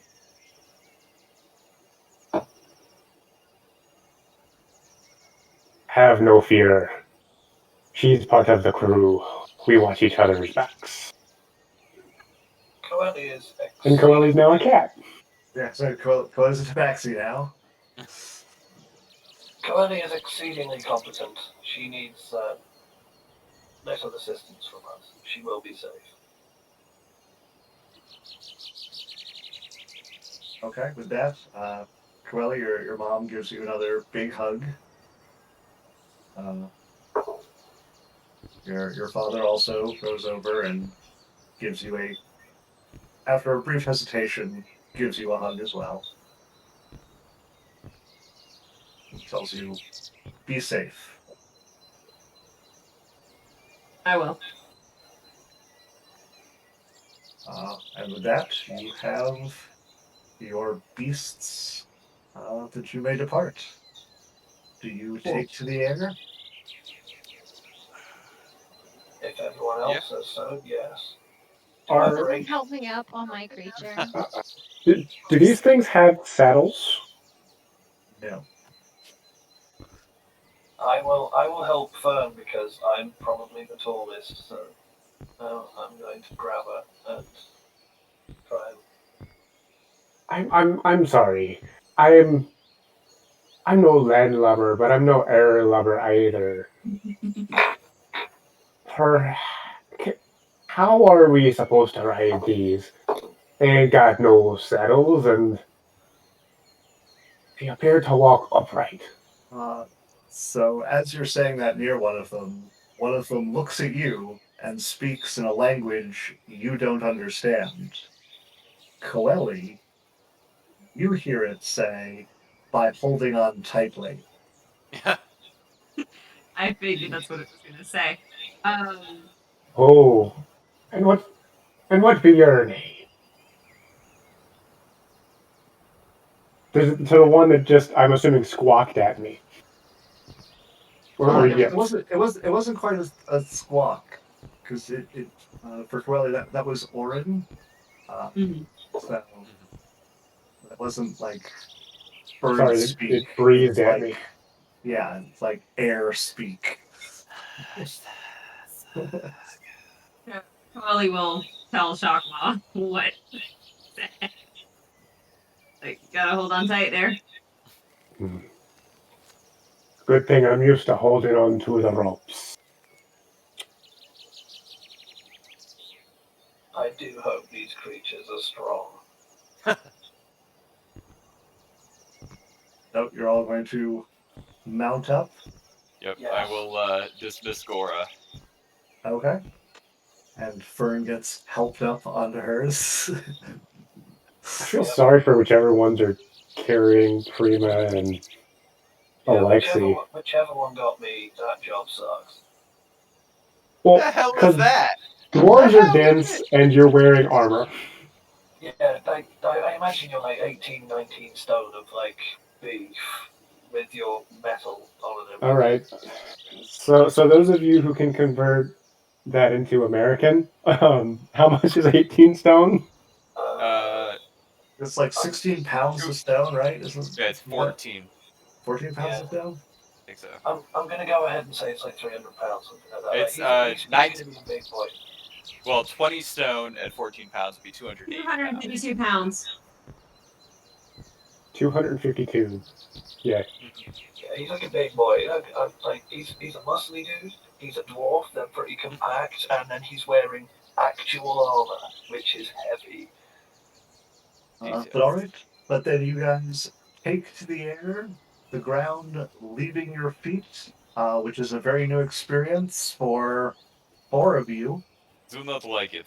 As Do the not like it. ground gets farther and farther away, and then it also sails out of the mountains, and the ground just disappears beneath you. And that's where we're gonna start.